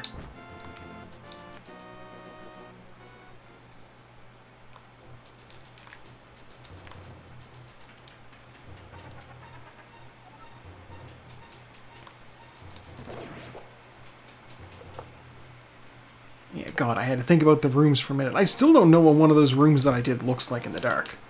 Like, I know I went around something,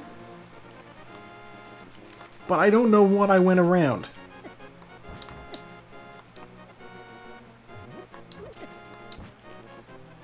So I guess, I don't know, maybe I'll look at a map after I'm done here. What's the tree pole? 8 bombs. Okay. I was hoping for health of some sort, but that's fine. Excuse me, Lionels. Actually. $1. Saku just finished. Oh my gosh. 4th place, meaning there's 3 more people in the race. Who else still in? Me, Maid, and Steve. Okay.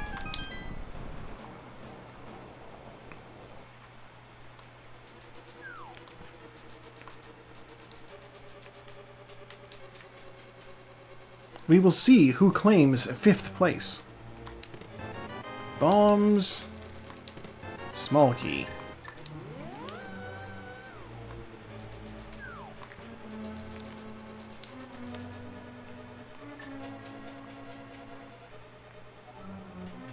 Another small key.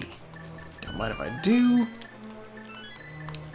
Get out the hammer so I can do some hammer dashes in here.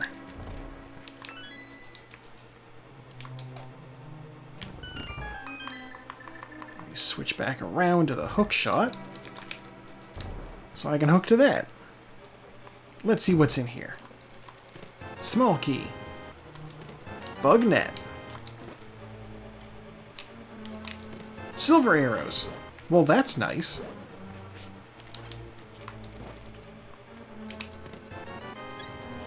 Full heart container. Not bad either.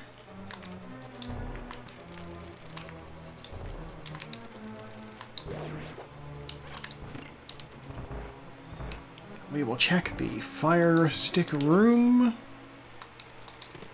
for a compass. Oh boy, now we know where the evil is in Ganon's tower. Could it be it's at the top? I don't know. Seems a little cliched for the big enemy to be at the top of a tower, right? Why don't they ever put them in the middle? Or in the basement? First floor, here's the boss. Shovel.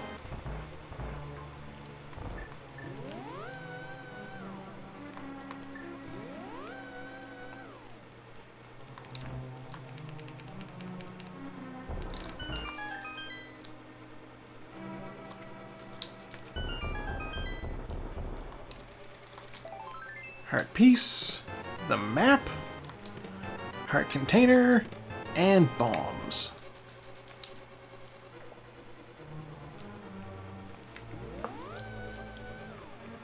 I will say I am glad I picked up those silver arrows because without the lamp, the torch glitch is a little bit trickier to get. And having silver arrows... Having silver arrows does make it a little bit easier.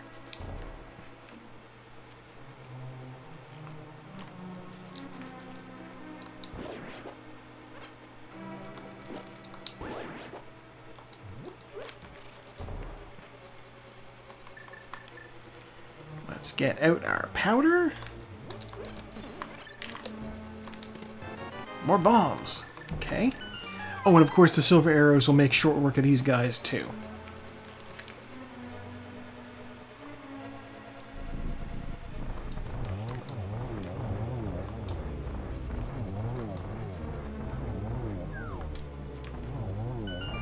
There we go. I find the ice armors are easiest to deal with when you just don't move. 20 bucks. 20 bucks. Bee in a bottle. We're checking the right side.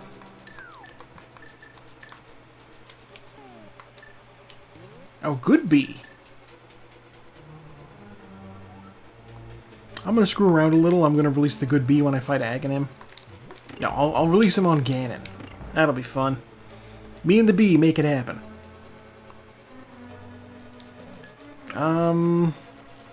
Yeah, okay. Bomberman. Do do do do do do do do. Yeah, on my list of games that are good to play for the main channel, once I decide I'm done with Harvest Moon, Bomberman 64 on the list. Love that game. Now that I know my Nintendo 64 emulator works well, I don't need to worry about digging up my N64 console. Oh my god! Oh, the worst. That's a good question. What, I don't remember what... That's not what I wanted. I wanted that. I don't remember which emulator I wound up getting that worked for that thing. I know... I know Harvest Moon 64 doesn't run too well on it.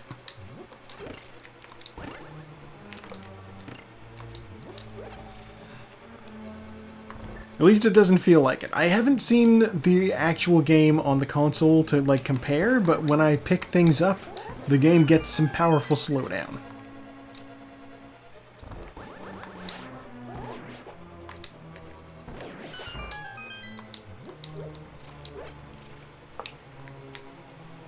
So I'm hoping it's just a quirk of the game and that, like, other things that I might want to play on the console actually do work.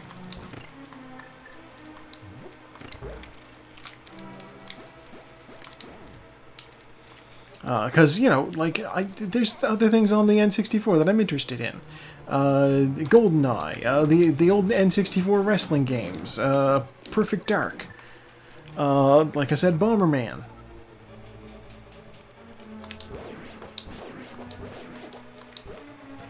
I'm sure there was more.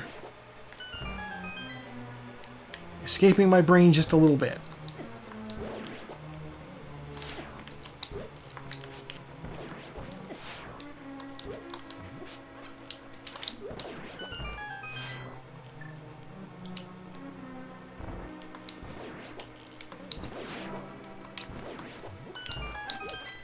I suppose I could do Ocarina of Time.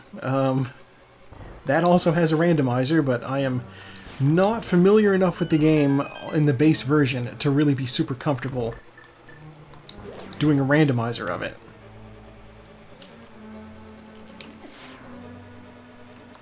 Like, this game is good for me as a randomizer because I have played it so damn much. Same with the other things that I do randomized. Super Metroid, Castlevania Symphony of the Night. I've been thinking about maybe adding Kirby Superstar to the list.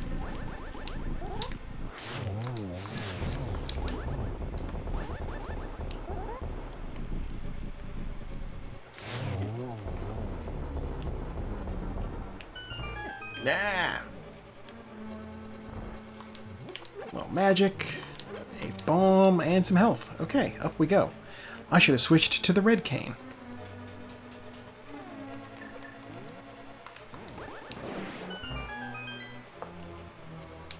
And what, next time I have a long load screen, I guess at the end of AGA, I will check to see what that emulator I grabbed is.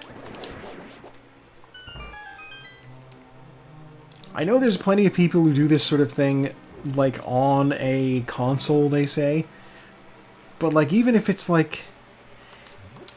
I don't imagine they have just a regular old SNES hooked up.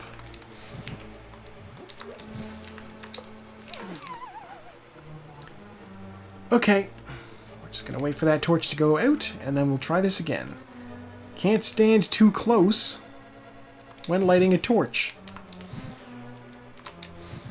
Fire rod. Finicky, apparently. It is what it is. I'm not used to lighting those torches with the fire rod.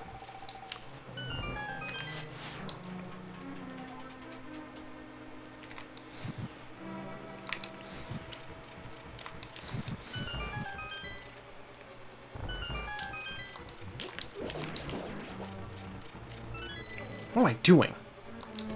Red mail. Okay, it was kind of worth it. And a small key. I might still find the butter sword. Or the cape. Both of those would be useful.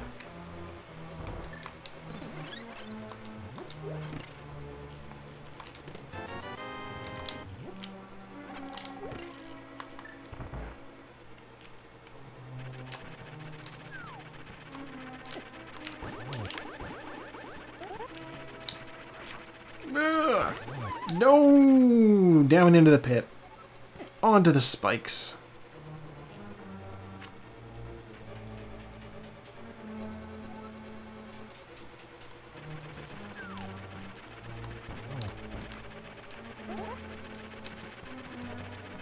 Moldorm.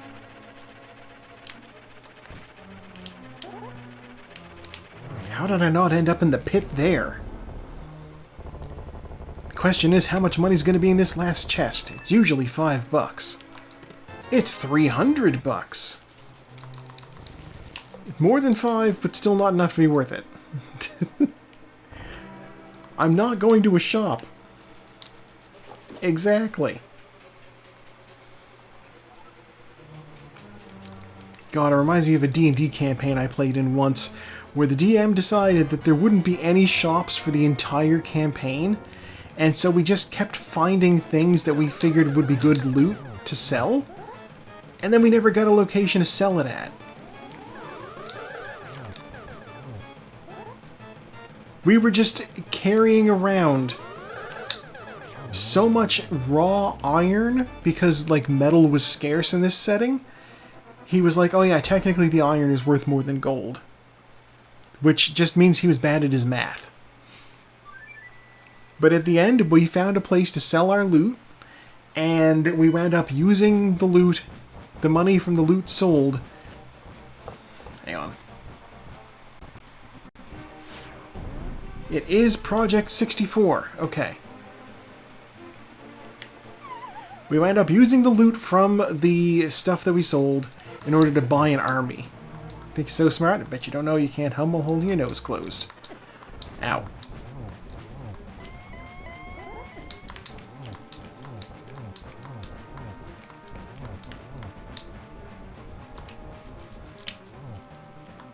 Right, the bee. Go get him. I don't imagine the bee's going to do any damage, but he's fun.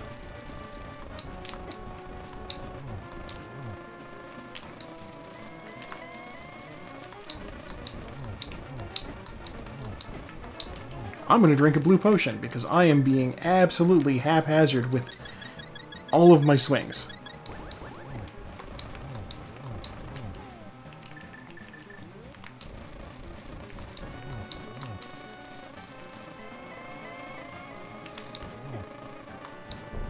I was hoping that maybe the bee would tell me where he's going to go to, but that does not seem to be the case.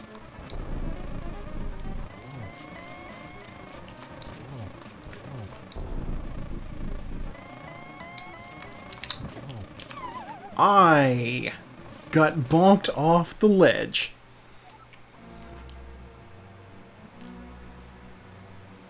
I put too much pepper on my swings. Okay, that's fine. It's fine.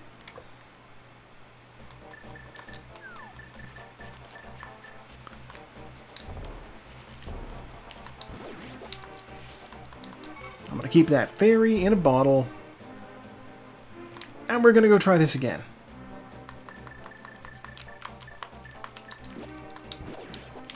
Kill that guy stunned to get a heart. And back in we go. Ganon is clearly irritated because I was right on top of him. Sadly, no more bee to help me.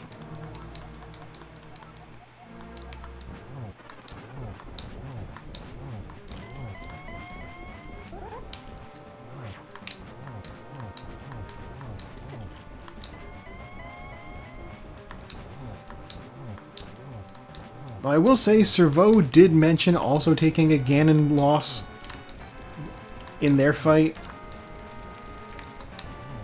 So I think I'm in good company there.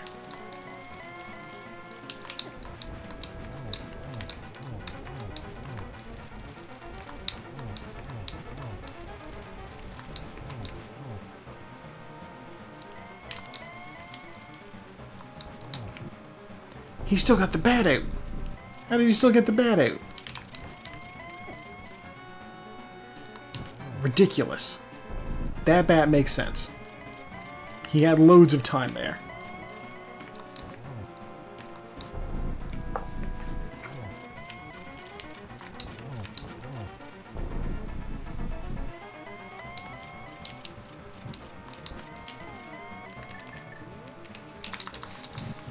Okay, well I got the torch glitch at least.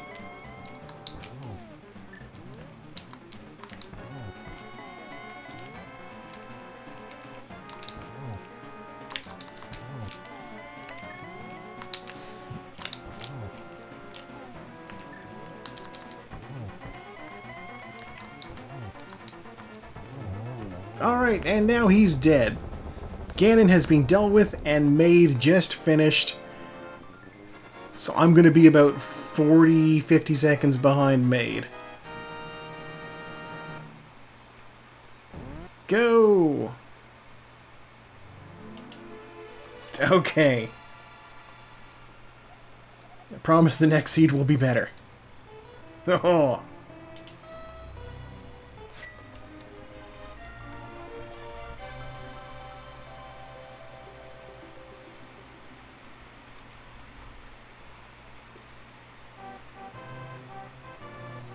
Telling people 2 close calls tonight.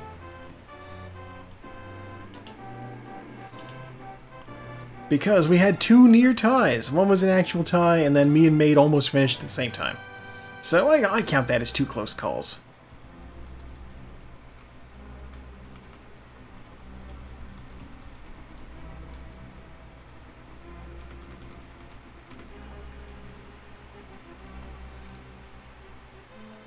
My comment will be, I never found the lamp.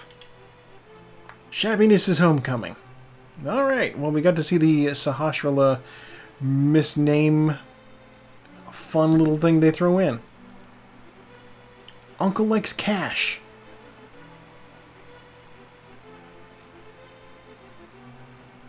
I have to imagine if that's my uncle, it's like a situation like Mallow in Mario RPG.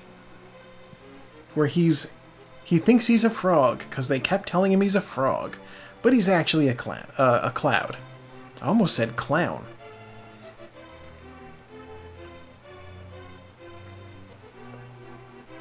You know what? My comment should be something about, you can be both a frog and a clown. That is true.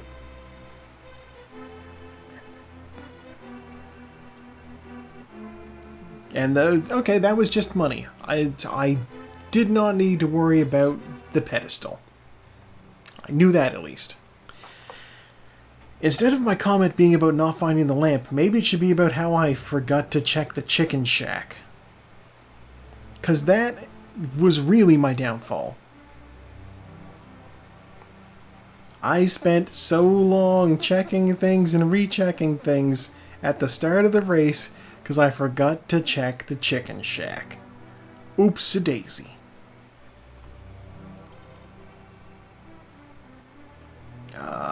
Hey, who did my sprite? Mini Trey the Way. Alright. Or possibly Mini Tret Huey. They didn't use spaces, so I can't say which it is. Alright, let's check our stats here. First sword found in 1:14.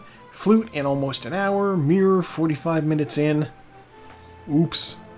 Fighter sword, 3 boss kills. Tempered sword, 7. 1277 damage taken. I got beat up a lot. 2000 magic used. 68 bonks. Oh, almost nice. 10 save and quits. No deaths, no fairy revivals. I have managed to maintain my streak of not dying. 2 minutes, 45 seconds spent in menus, and almost 8 minutes spent lagging. 172 to 2 out of 216 and a grand total of 159.08. Or, according to the actual timer, 2 hours and 56 seconds. Yeah. Alright, never found lamp, never found cape, never found mushroom. The lamp has to have been in Ice Palace.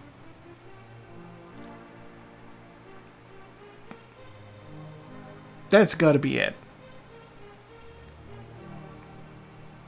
I can't think of where else it could have been. Wait, no. It could have been in Purple Chest. It could have been on the Blacksmith. It could have been in Hammer Pegs. Those are the 3 overworld checks that I did not do. Oh, yeah. I was going to say or Stumpy, but I couldn't have checked the dig spot because the shovel was in Ganon's tower. So that's fine. I'm going to change my comment.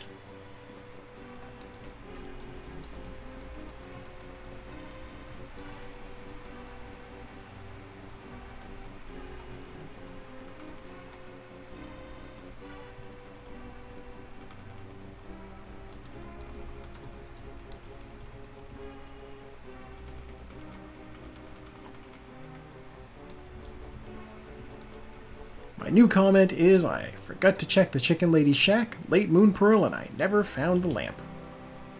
There. Alright, and, yeah, that is... I guess that's the race for now. Which means now it's that time once again. We all know what it is. We do this every week. We're going to pick out a new movie. But for now, this is where we say goodbye to YouTube. Let's get these things straight. YouTube, it's Monday for you. Come back in 2 days. There'll be more Fallout. I think I'm winding down on Fallout. We'll see. See you then.